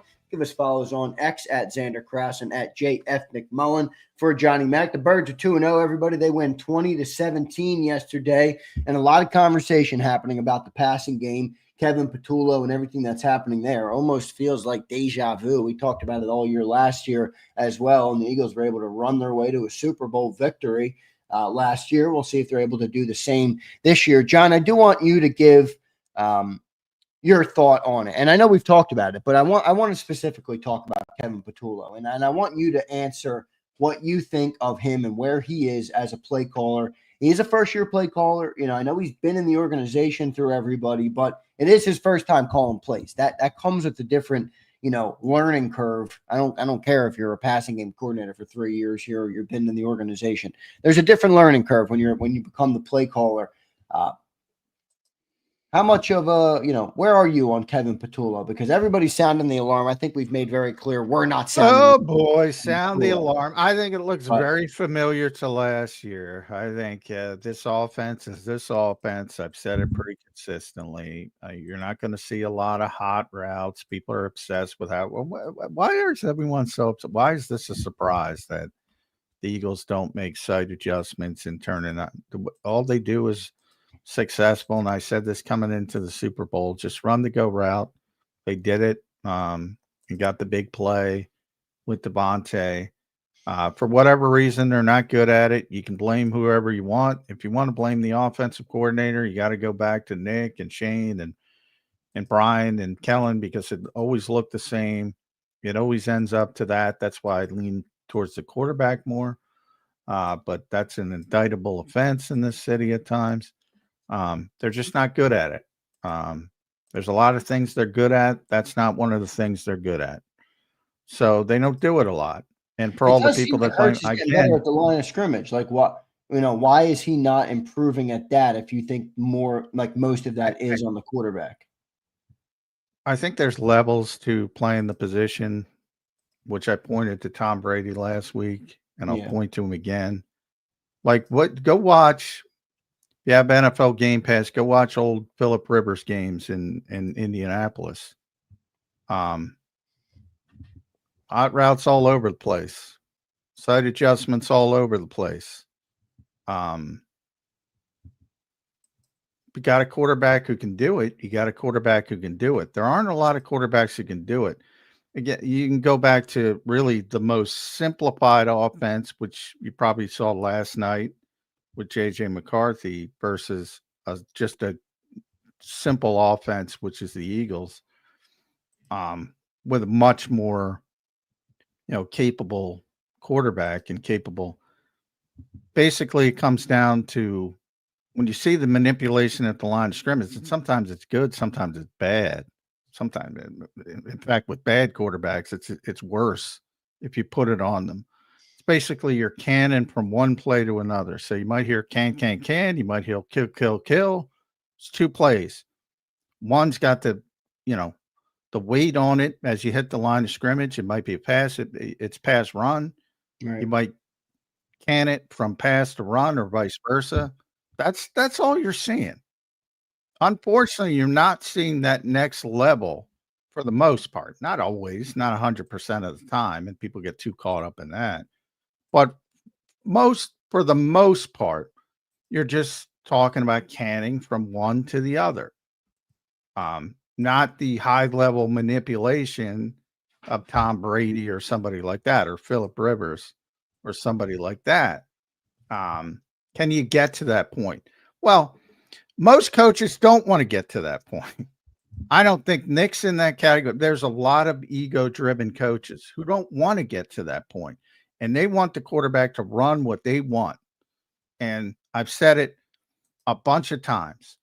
If I had a coach like that, I'd get rid of him immediately. If I had $10 billion and I bought an NFL team, I want a coach that wants a quarterback that can handle things at the line of scrimmage. Too many teams don't want that. Where are the Eagles? I think they want it. I don't think they can get there yet. Maybe they get there, maybe they don't. Right now, it is what it is. And this is the offense, and this has been the offense. And that's why it's focused on ball security, and it's focused on keeping things simple, and it's focused on winning football games. And they've done it better than anybody else. They have. What do you think of the route concepts? A lot of people talk about them too deep, nothing, not a lot of curls, not a lot of hitches, not a lot of slants, not a lot of those simple things over the middle that really do seem like they're, we're not asking for a super complex, thing here with that. What do you think of that, John? Do you think that's overblown? Yeah. I mean, you saw it last year. Kellen has the biggest history, right? So everybody thinks, because Kellen did it for years in Dallas and with the Chargers, and he was a big motion guy, and he had all the route concepts and they high volume passing teams. And he tried to evolve it when he was here, and he scaled it back to what they are and what they became. Because, as I always say, he's a good coach. That's what you do. You don't pound the square peg in the round hole and say, I want to run what we ran in Dallas, or I want to run what we ran with the Chargers because it's my scheme. You build the scheme around the players you have. And I think that's what you saw happen. They tried it early in the season, then they scaled it back at the bye week. That's what you saw happen in real time. Now this time you don't have the demonstrated history that Kellen Moore had. So I guess the assumption is he can't do it, Kevin Patullo. They're just running what they ran with Shane and Brian and Kellen. I mean, it's the same offense. You're trying to evolve it, and it's looked ugly in the first 2 weeks. There'll be good weeks where they look like gangbusters, but it won't be a shift in philosophy. It won't be a shift in route concepts. It won't be a shift it'll be a shift in execution. It'll be a shift in playing better. They're building the offense around the quarterback, and they've done a very, very, very good job of doing it. And they're focused on what he does well, not what you want him to do well. Right. Well, I think that's fair, John. But there is one thing there where I would go, and I try and put myself inside the Eagles' shoes or inside Nick Sirianni's shoes, and I'm not going to do that perfectly. Obviously, I can only speak from my perspective. But there's two things, John, that you always tell me that are actual stats that the Eagles care about. Passing yards is not one of them. Passing attempts is not one of them. Okay, it's the turnover ratio or the turnover differential, and it's explosive play battle. Well, it does feel like through the first 2 weeks they are pretty low in the explosive plays, right? Yeah, they haven't. And I think the Eagles will try and correct that, right? I mean, I think they actually care about that part of it. Maybe that's partly because Saquon hasn't really had a big breakaway run like we got so used to seeing last year. But how do you think they'll manage that part of it? Because I do think the Eagles care about that. They might not care about the passing yards, but they care about that. Oh yeah, they definitely care about that, and they haven't. They lost the explosive play battle yesterday. So their idea is if you win both, they won the turnover battle and they won the game. But if you win both, the numbers are like 94, 95% that you're going to win the football game. So their goal is to win both. And they haven't been winning the explosive play battle. They certainly didn't win it. I mentioned they had one play of over 13 yards yesterday offensively. Now they scaled a little bit differently. I think they consider it's a little bit lower. I think it's 13 for runs, and I think it's 14. I think it's 15 for passing. Most people have it at 20 and 15, but I think they're a little bit lower, but it doesn't matter. The point is that it's not enough. And yeah, that's been an issue. And it has to get better. It has to get better. But even stuff like that, like the 49-yard pass to Thornton, which is a blown coverage, basically. All right, it's 20-10. It gave them a chance to technically, but they had no timeouts, and it didn't really matter that much. But even so, they had a 23-yard play, there's a 22-yarder, 21-yarder, 18. Many pretty significantly won the explosive play battle. But and if they didn't turn it over, they probably win the game. With Travis Kelce, if he catches that football, probably win the game. Much different outcome, no doubt. Yeah. But yeah, those are the two statistics the Eagles care about and believe really translate to winning and losing. Which And maybe is they haven't part of been the good reason enough. they've become so conservative also on offense, John, which, they've proven to be Well, right. and also they lean too much on the idea that they're going to get explosives from the run games because of what they did last year. And they had so many explosives in the run game with Saquon having the historic season. And we all said, you probably can't count on that again. I think the Eagles have said it, privately mostly, but they haven't gotten to the point where they can overcome the lack of explosives in the run game compared to last year. Right. And how do you do it? Well, against Dallas, a lot of it was off schedule with Jalen, moving the chains. Kansas City was a slog, but they won the game. So, that's a positive. You're struggling. I think, maybe that was Nick Sirianni's best quote. I'm going to try to pull it up after the game. Was he was talking about how everybody assumes, because you won the Super Bowl. We've talked about this, and Tom, by the way, talked about it on the broadcast. I heard him talking about it. Said the same thing. You're not defending anything. Last year's team is last year's team. You're the champions. You go down in history, but you're not the same team because of the turnover in the NFL. This should all be obvious to people. And, basically, Nick was talking about last season. When you come off the season like we came off last year, I think the expectation is you're going to pick up right where you left off. There's steps to this. There's steps from all the teams that you're playing right now. There's steps to get better.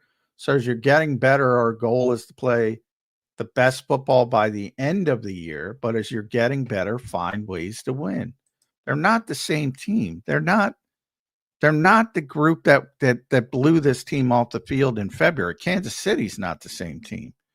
We've talked about all the movement, all the new players, all this. So the assumption they're just going to pick up where they left off was always a logical fallacy. I mean, that just wasn't going to happen. Yeah, right. But do they get better, and are they playing their best football at the right time? That's the goal. And when you're working through the hiccups to get there, it's pretty cool that you could win games instead of lose them. And I think that's where the Eagles are. John, how would you grade Kevin Patullo through the first 2 weeks? C, B? Yeah, A, I mean, where no, are you? no, I would put it right smack at a C. I mean, it's not good enough. Obviously, it's not good enough, but I think that he's inherited unrealistic expectations.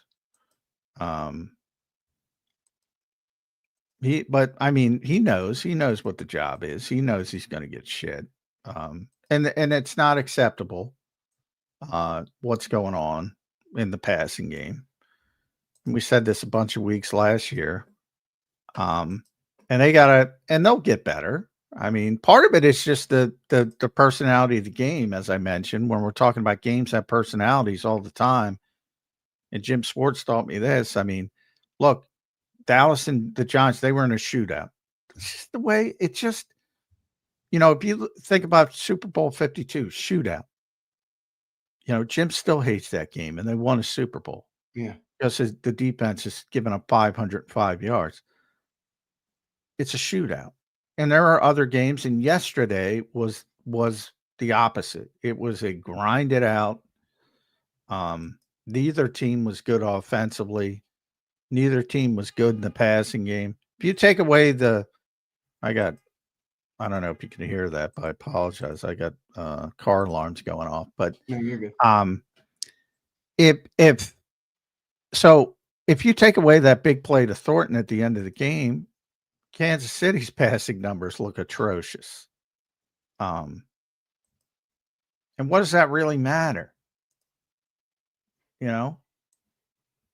So, Patrick Mahomes threw for 187 yards, and that was a 50-yard gain. It was 49 yards. So you take that away, and he's at 137. Like, that's a disaster. Like, this is the least statistical sport there is, and everybody's obsessed with statistics. It just drives me insane. Well, John, that is where fantasy football and all that shit does come into play. I mean, it's stupid. I ever tell you a story, the true story, like when I famously, not famously because I'm not famous, but for the people that know me, I have never played fantasy football once in my life. And it all harkens back to the genesis of fantasy football. And it was the Cowboys, when the Cowboys were really good, at least when it came to the forefront of my mind. The Cowboys were really good. They had the best team in football by far. Troy Aikman, though, was never a volume passing guy compared to other guys. He was, they were run first. They were Emmitt Smith. But, when he made plays, he made plays. He was one of the best quarterbacks in football. Obviously, he's in the Hall of Fame. And people, he stinks because he doesn't throw. And I'm like, I don't want involved in these discussions. I don't want any part of these discussions. If you can't see Troy Aikman's good at his job, like, I can't help you. I say it all the time. There are certain things people say, and it's like, look, if you don't understand why you're wrong, I can't help you. Right. It's a waste of time. It is the least statistical sport there is. Baseball, the exact opposite. Baseball, you play this large, massive sample size, 162 games. The numbers tell the story. You are what you are. You are what the back of your baseball card says what you are in baseball, because the sample sizes are humongous. In football, they're minute. Right. And they shift greatly on one play. Bang, if you get an 80-yard pass play, if you get a 75-yard run, how many times we talk about running backs who have 130 yards and 75-yard run is one of them, and then they had 20 carries for 60 yards. But it looks good at the end of the day.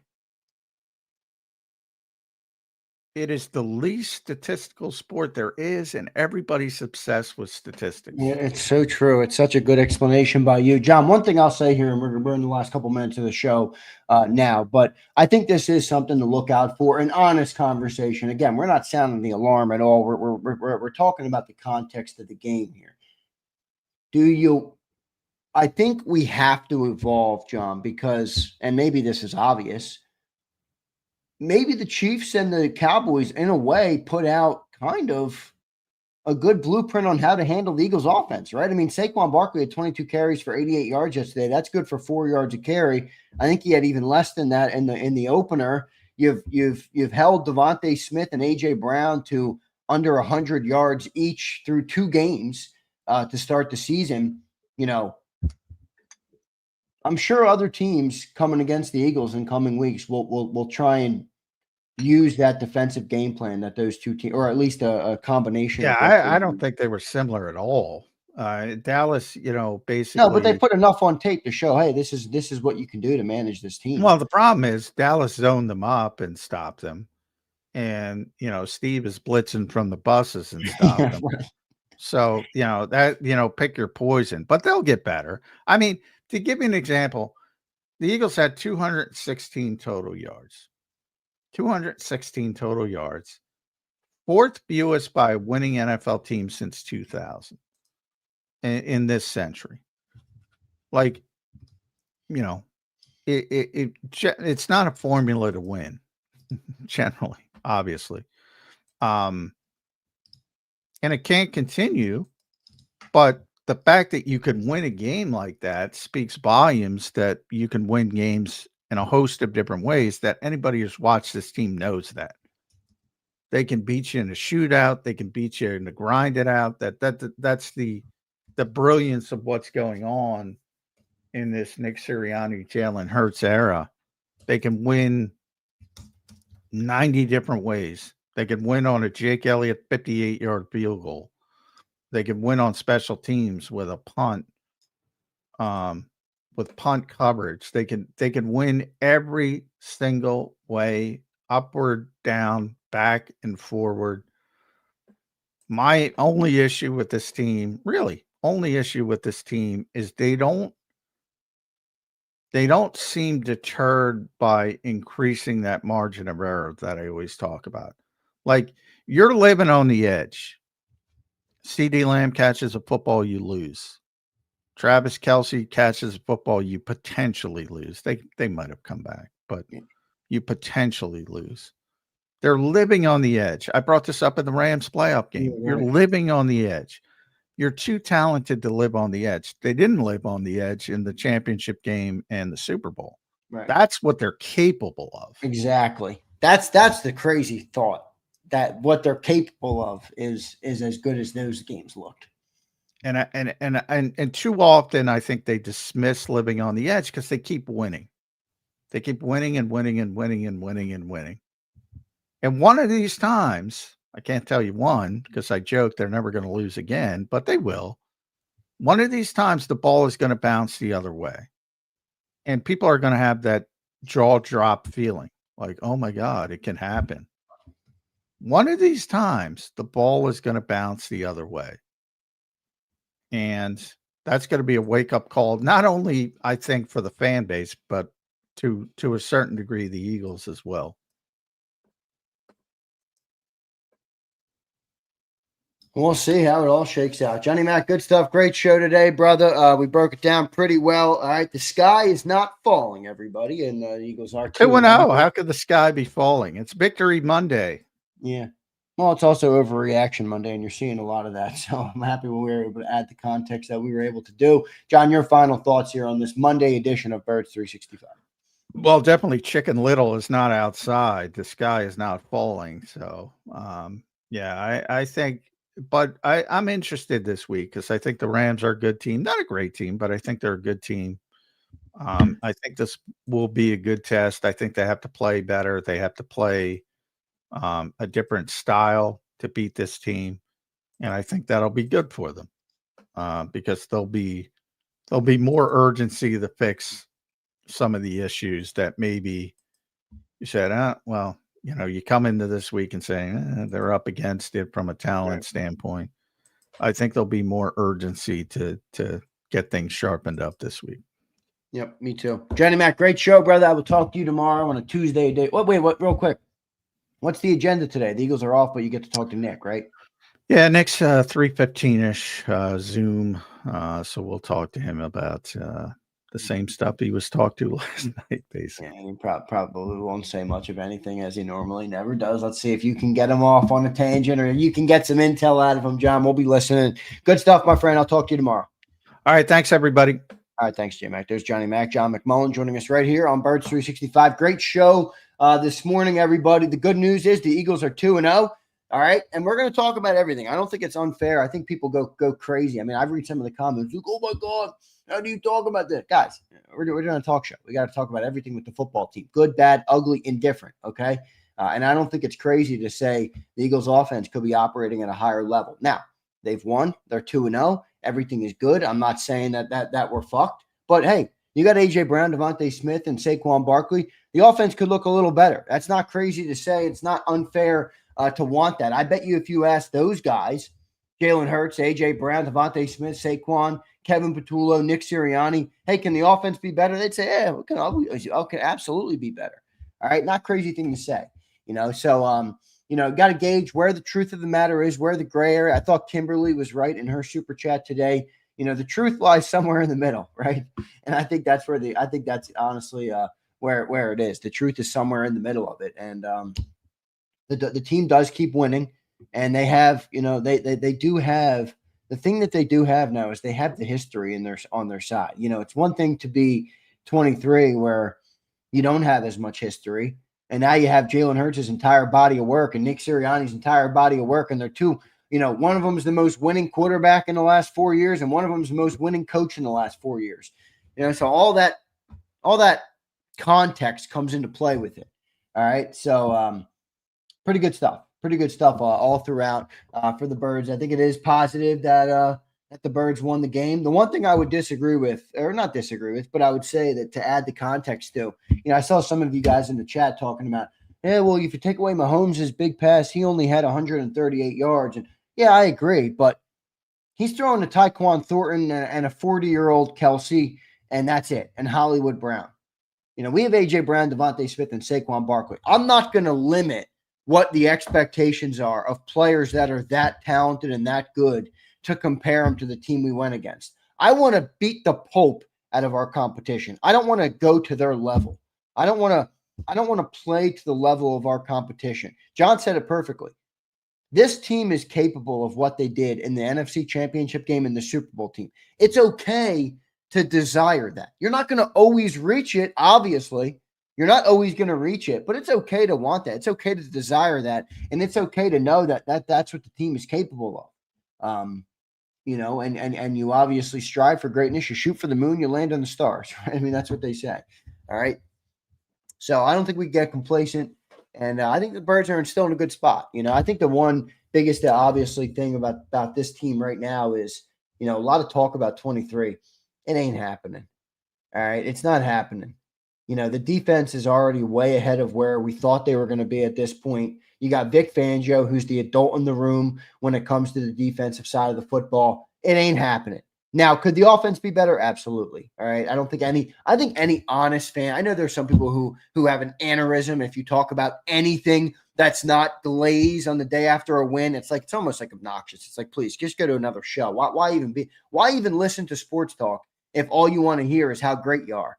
I don't know. I mean, go and rewatch the game or whatever you want to do. I don't really care. We don't need you here though for with the shitty comments. But the good news is that the defense is way ahead, and they're going to be the reason that 23 is not even an option this year. Now, what can the offense get to?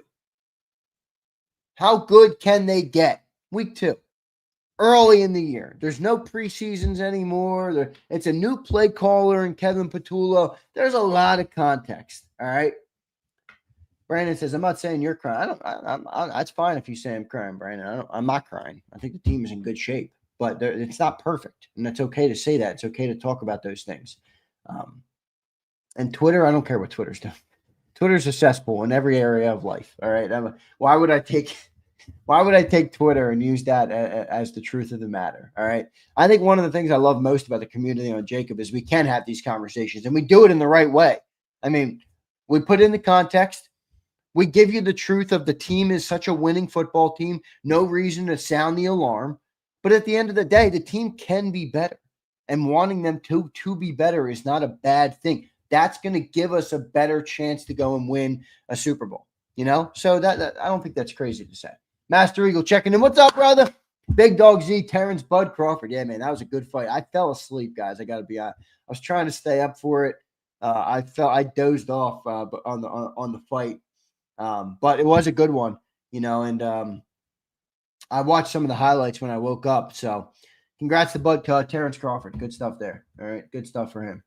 I thought Canelo was going to win the fight, but it was a good fight for Terrence, no doubt. All right.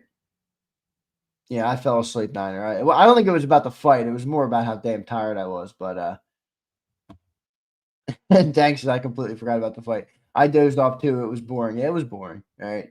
I like Canelo. I'm a Canelo guy, so I know some people are in here. Beat Canelo's ass. Loved every round of it. I know. I like Canelo. I'm a Canelo guy. I think he's a cool dude. I like the way he handles his business. All right. Well, I mean, he's 35. Crawford's 37, so both of them are on the decline. One thing my one knock on boxing as a boxing fan is, why do the fighters always wait until they're past their prime to fight? Like, dude, fucking fight. Fight in your prime. And they always do that. And that's one thing I respected about, back in the day, or not back in the day, a couple years ago, Ryan Garcia and Tank Davis fought. And it's like, finally, two fighters who are young, in their youth, in their prime, and going to battle it out. Now, Tank was the superior fighter on that night, obviously. But I'm just saying, I wish we got to see, these guys fight when they were more, in their prime. But, it is what it is, man. All right. It is what it is. That's kind of boxing at this point. Yeah, exactly. It's all about, they want to keep their record and everything. But at the end of the day, it's entertainment. So, yeah, you're right. UFC has become very popular. I like UFC, man. I like UFC. I think UFC is a great sport. I think Dana White's done a great job with that sport, and I enjoy it immensely. I think it's great. I mean, sometimes I got to be honest, sometimes it's so fucking primal. You're like, gosh, man, these dudes are beating the shit out of each other, almost barehanded. But look, Americans love violence. All right. They just do. UFC's the best. It is. It is. Yeah, TMT, Izzy B. I did love Floyd Mayweather, but he was kind of the same. He kind of avoided people in his prime as well. But hey, 50-0, and he get whatever he is now. So he gets the one to ride off into the sunset. There's no doubt. But I was a Mayweather fan. I always respected Mayweather because he wasn't the most he wasn't the best offensive outburst type of fighter. Didn't have crazy knockouts and stuff like that. It wasn't a huge power punch or any of those things, but you couldn't fucking punch the dude. And anybody that's ever been in the ring with somebody, and I'm sure a lot of you guys haven't been in the ring with somebody, but anybody who's ever been in the ring with somebody, I have, because I used to do boxing at one of the places. It was one of the things I did when I was younger. I love boxing. I used to say, I got these big ass hands. I would have been a great fucking boxer. All right. I got great coordination, big hands. I could punch. But I always respected Mayweather because you're in a ring with somebody and you can't get punched. People don't know how fucking hard that is, man. People don't know how hard that is. You cannot punch Mayweather. He got like one couple big punches in his career, man, in 50 plus fights. So I loved Mayweather. I respected that about him. HKP says Crawford is better than Floyd, Big Z. Well, he won't go down in history as a better fighter, but you could argue he is a better fighter in that sense. Z got some paws. I do have some big paws, dude. I'm telling you right now. I got some fucking paws. All right. I've always had fucking paws. So, yeah, boxing definitely got more boring. I'll take some super chats on the or I'll take some comments on the Eagles game now. Kimberly says, Z, SEC looks like trash. I have concerns. Yeah, that was a good Georgia win, though. I mean, crazy, ugly game, but good win nonetheless for Georgia. All right, the Alabama beat the brakes off somebody else. I think it was Arkansas. I was watching the game, and I just checked out. I had so much shit to do. All right, so. If you know what you're watching, it's unbelievable. Honestly, Floyd was a magician. He was, dude. He you couldn't punch him. So here's Twiz. What's up, Twiz? Zander being rational is okay. This offense is stagnant and needs to get better, no doubt. Silver lining, we're winning, not playing our best. The league should be worried when this offense clicks. Great take, Twiz. And I think that is the beauty, of the team wins games when they're nowhere close to their best. And when they are at their best, they're going to be a tough team to beat. But, Twiz, I think it is fair to say, all right, well, when are they going to get there? Last year it took till late, and the offense worked so well because of Saquon. Haven't necessarily seen that work as well this year through the first 2 weeks, but it's only 2 weeks. I don't think I think you're mostly right, Twiz. In terms of the upside of the team is obviously still tremendous. HKP says, when do you think this Eagles team hits their stride offensively and defensively? Week 9, maybe week 10? Well, HKP, I think the beauty of it is, as much as fans, as much as football fans, as much as Twitter, as much as the chat room, as much as all the other channels on YouTube will cry about it, you don't fucking win Super Bowls in week 2.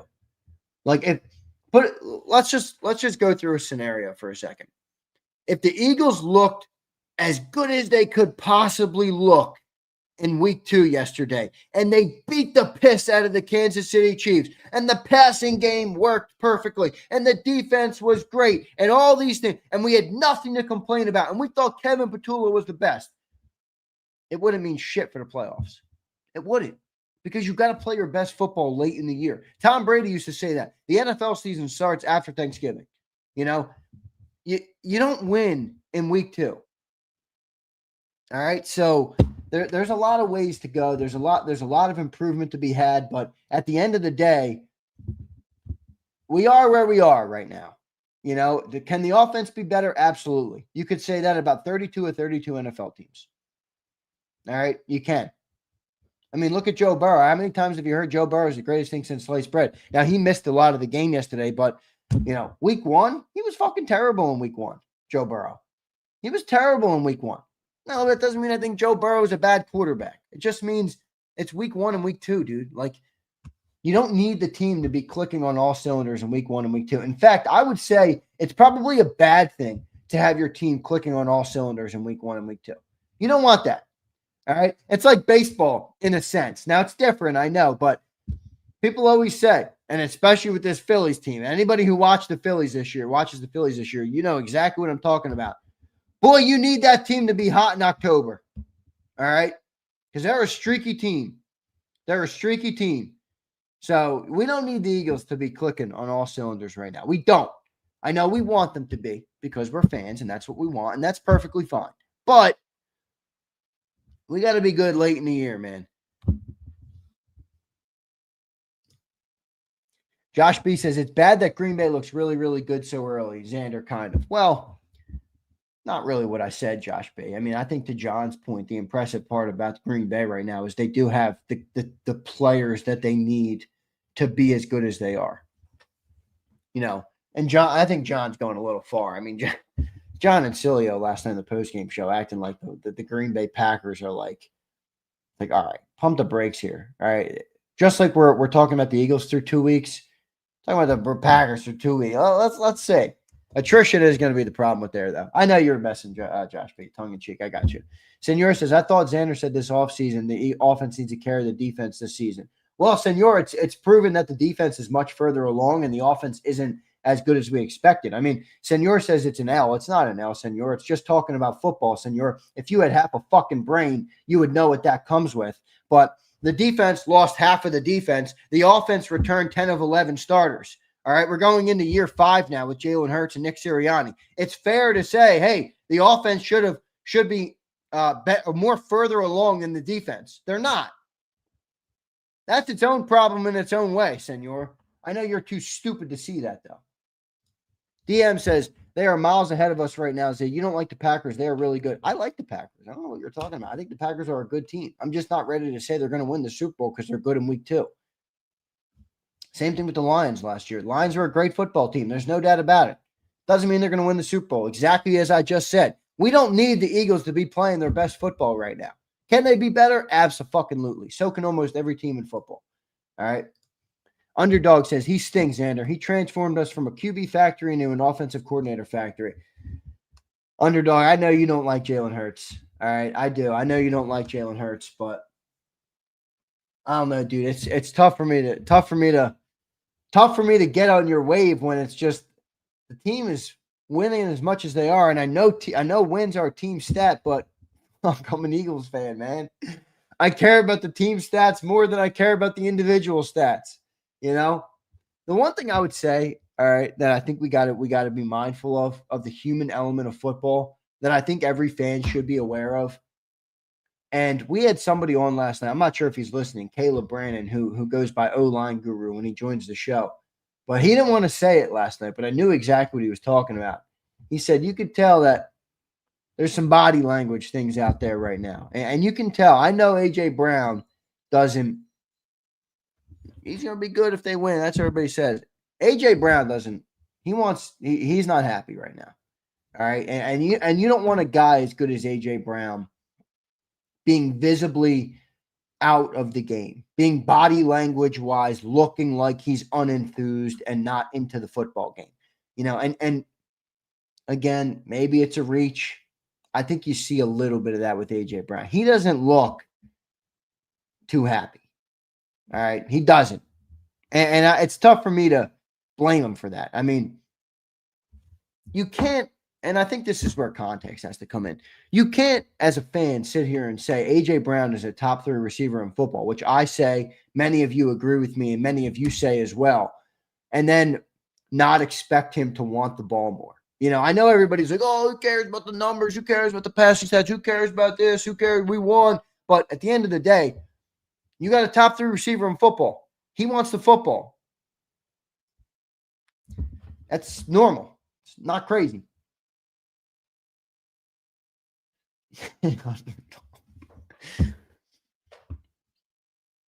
Underdog says, I wish you'd go back and watch this offense operate under Tanner McKee. The offense flowed. Jalen truly sucks. He doesn't, Underdog. He doesn't truly suck. He's not a passing quarterback, Underdog. He's not. But to say he truly sucks is not fair. That's too far. That's egregious, Underdog. Come on, dog. Come on, Underdog. Come on, man. Tanner's a different type of player. Some would argue Tanner fits the offensive build better. Maybe you're right. I don't know. The thing I would say is, and I tried to bring this up to John, and he squashed it by saying, well, you're not paying for offense, you're paying for wins, and they're winning. And I think that's fine and dandy, but that's not why they paid A.J. Brown. They did not pay A.J. Brown to be a decoy, to get 34 yards in 2 games. That's not why they paid A.J. Brown. It's not.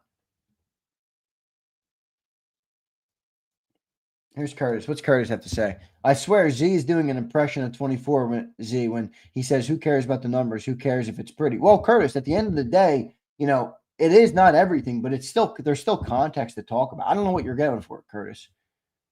What do you want me to say? They won and have nothing to talk about? I'll come on the show for 10 minutes, Curtis, say, okay, the Eagles won. They're 2-0. These are the numbers. Who cares about anything else? Who cares about any of the context? Who cares about any of the talking points? I'll see you guys tomorrow. My business would go kaput. There's still context. There's still things to talk about. Obviously, it doesn't matter. Being pretty is not as important as the outcome of the football game. Doesn't mean there's not plenty of context and things to talk about. I don't really know what you're going for, Curtis. Normally you have good comments, but that was not a good one. Tanner McFinger and Joe McTurf and Joe Turf Taro.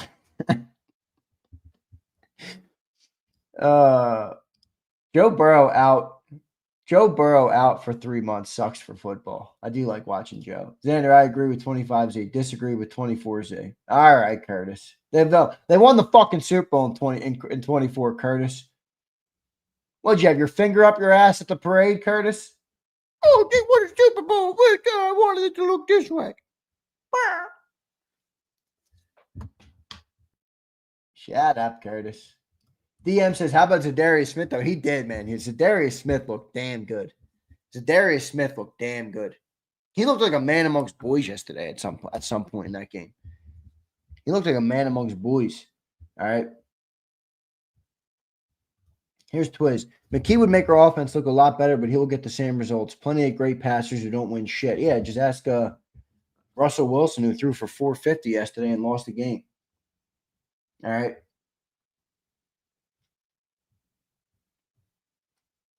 Knew you were going to hit me with that. Well, Curtis, have better takes, and I won't hit you with that. Shitty fucking take, Curtis.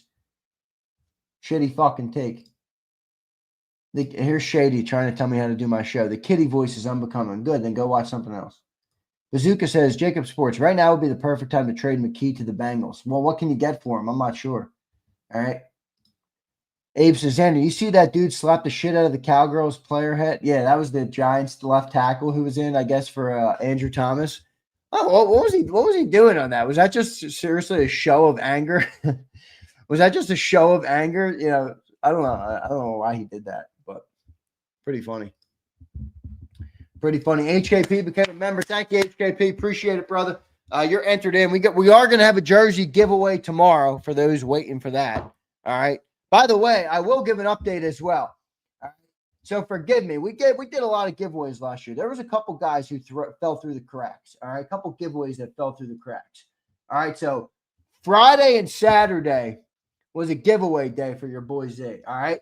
Texas T. I ordered your JAKIB Kerr packets on the way.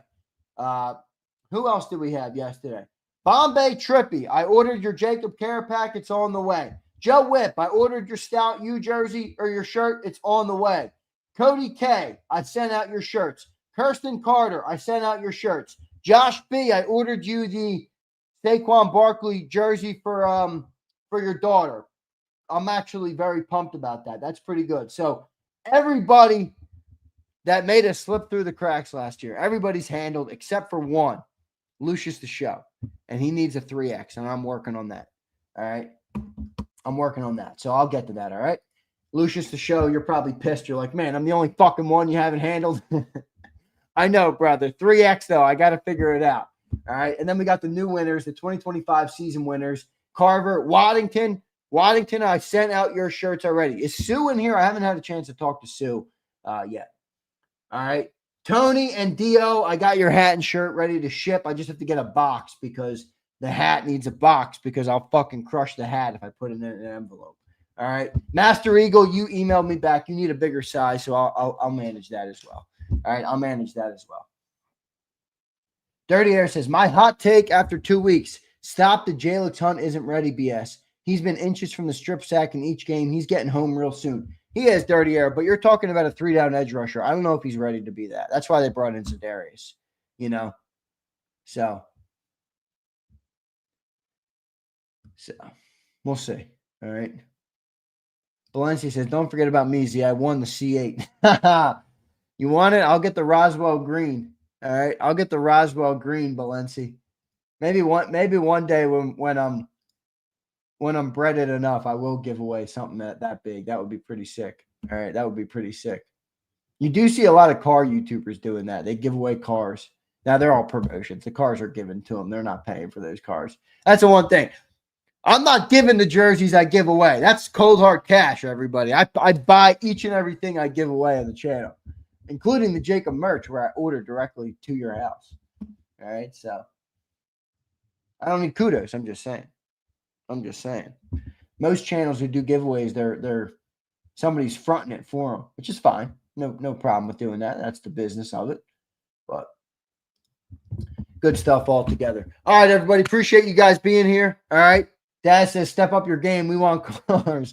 All right, Daz. Help me keep growing them, brother. Share it with a friend. Subscribe to the channel. Become a member on jakibsports.com. Come on, Daz. I can't do it alone, brother. Now, Joe, we're not doing the giveaway today. We're doing the giveaway tomorrow. It's never on Monday. Never on Monday. The giveaways are never on Monday. All right. They are never on Monday. They're always on Tuesday. That's what they were last year, too. Before I go, I got to set this up to I got to do some production on the air. So bear with me while I make this thumbnail. All right. All right. For J-Mac's reaction to the game. J-Mac, full breakdown of the Eagles. Week 2 win. I thought John had some interesting takes today about the game. I mean, he's clearly not in the sound the alarm category, but at the same time, you know, I think you are looking for more out of this team, out of this offense, and I don't think that's unfair to say or unfair to want. So let me do some production here. Give me a sec, guys.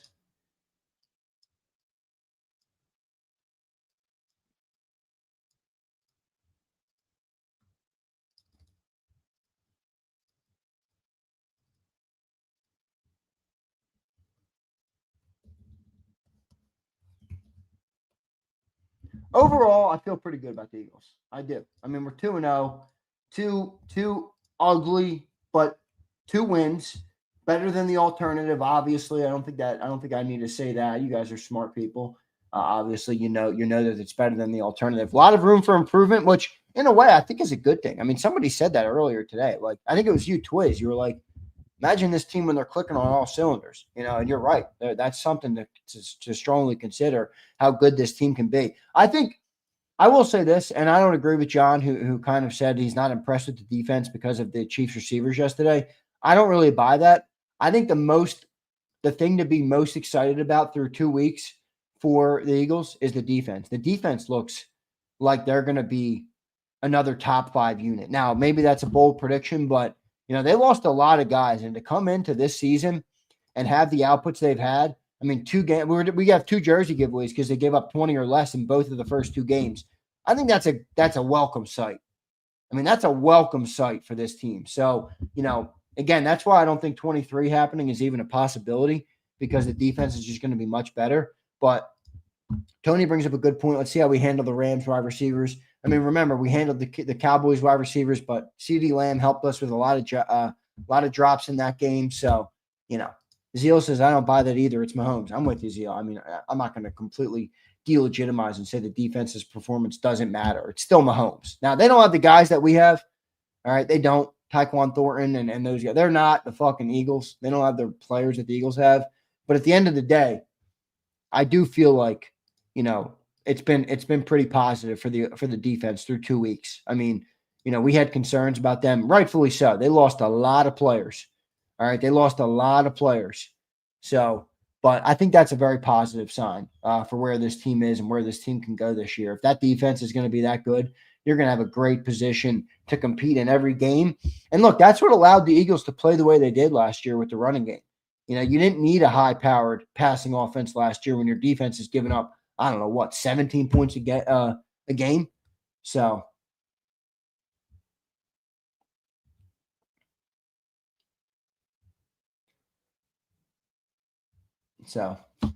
a lot of optimism from that perspective. But good stuff, everybody. Appreciate you doing it. Appreciate you sticking with me here on Zander Time. It's a great show, as always, on Birds 365. Hit that like button. All right, drop your comments down below. Thanks to everybody who dropped super chats today. I got to give a big thanks to my boy, Vulnerable Vitality. He dropped a $20 banger and a $50 banger.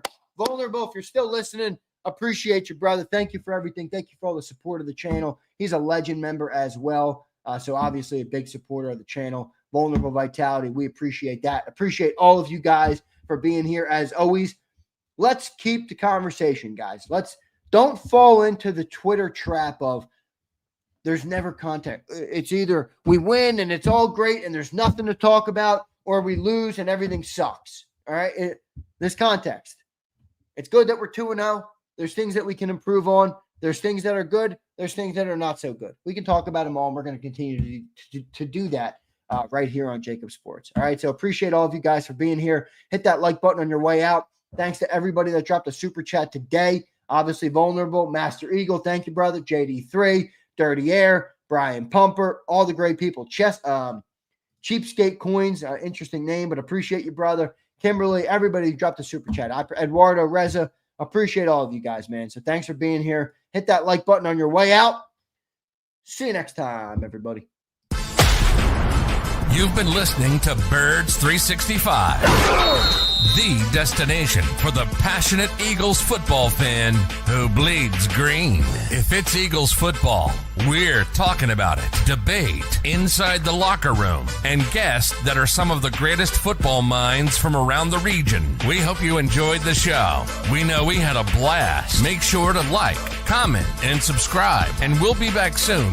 But in the meantime, hook up with us on social media at JAKIB Sports. See you next time on Birds 365.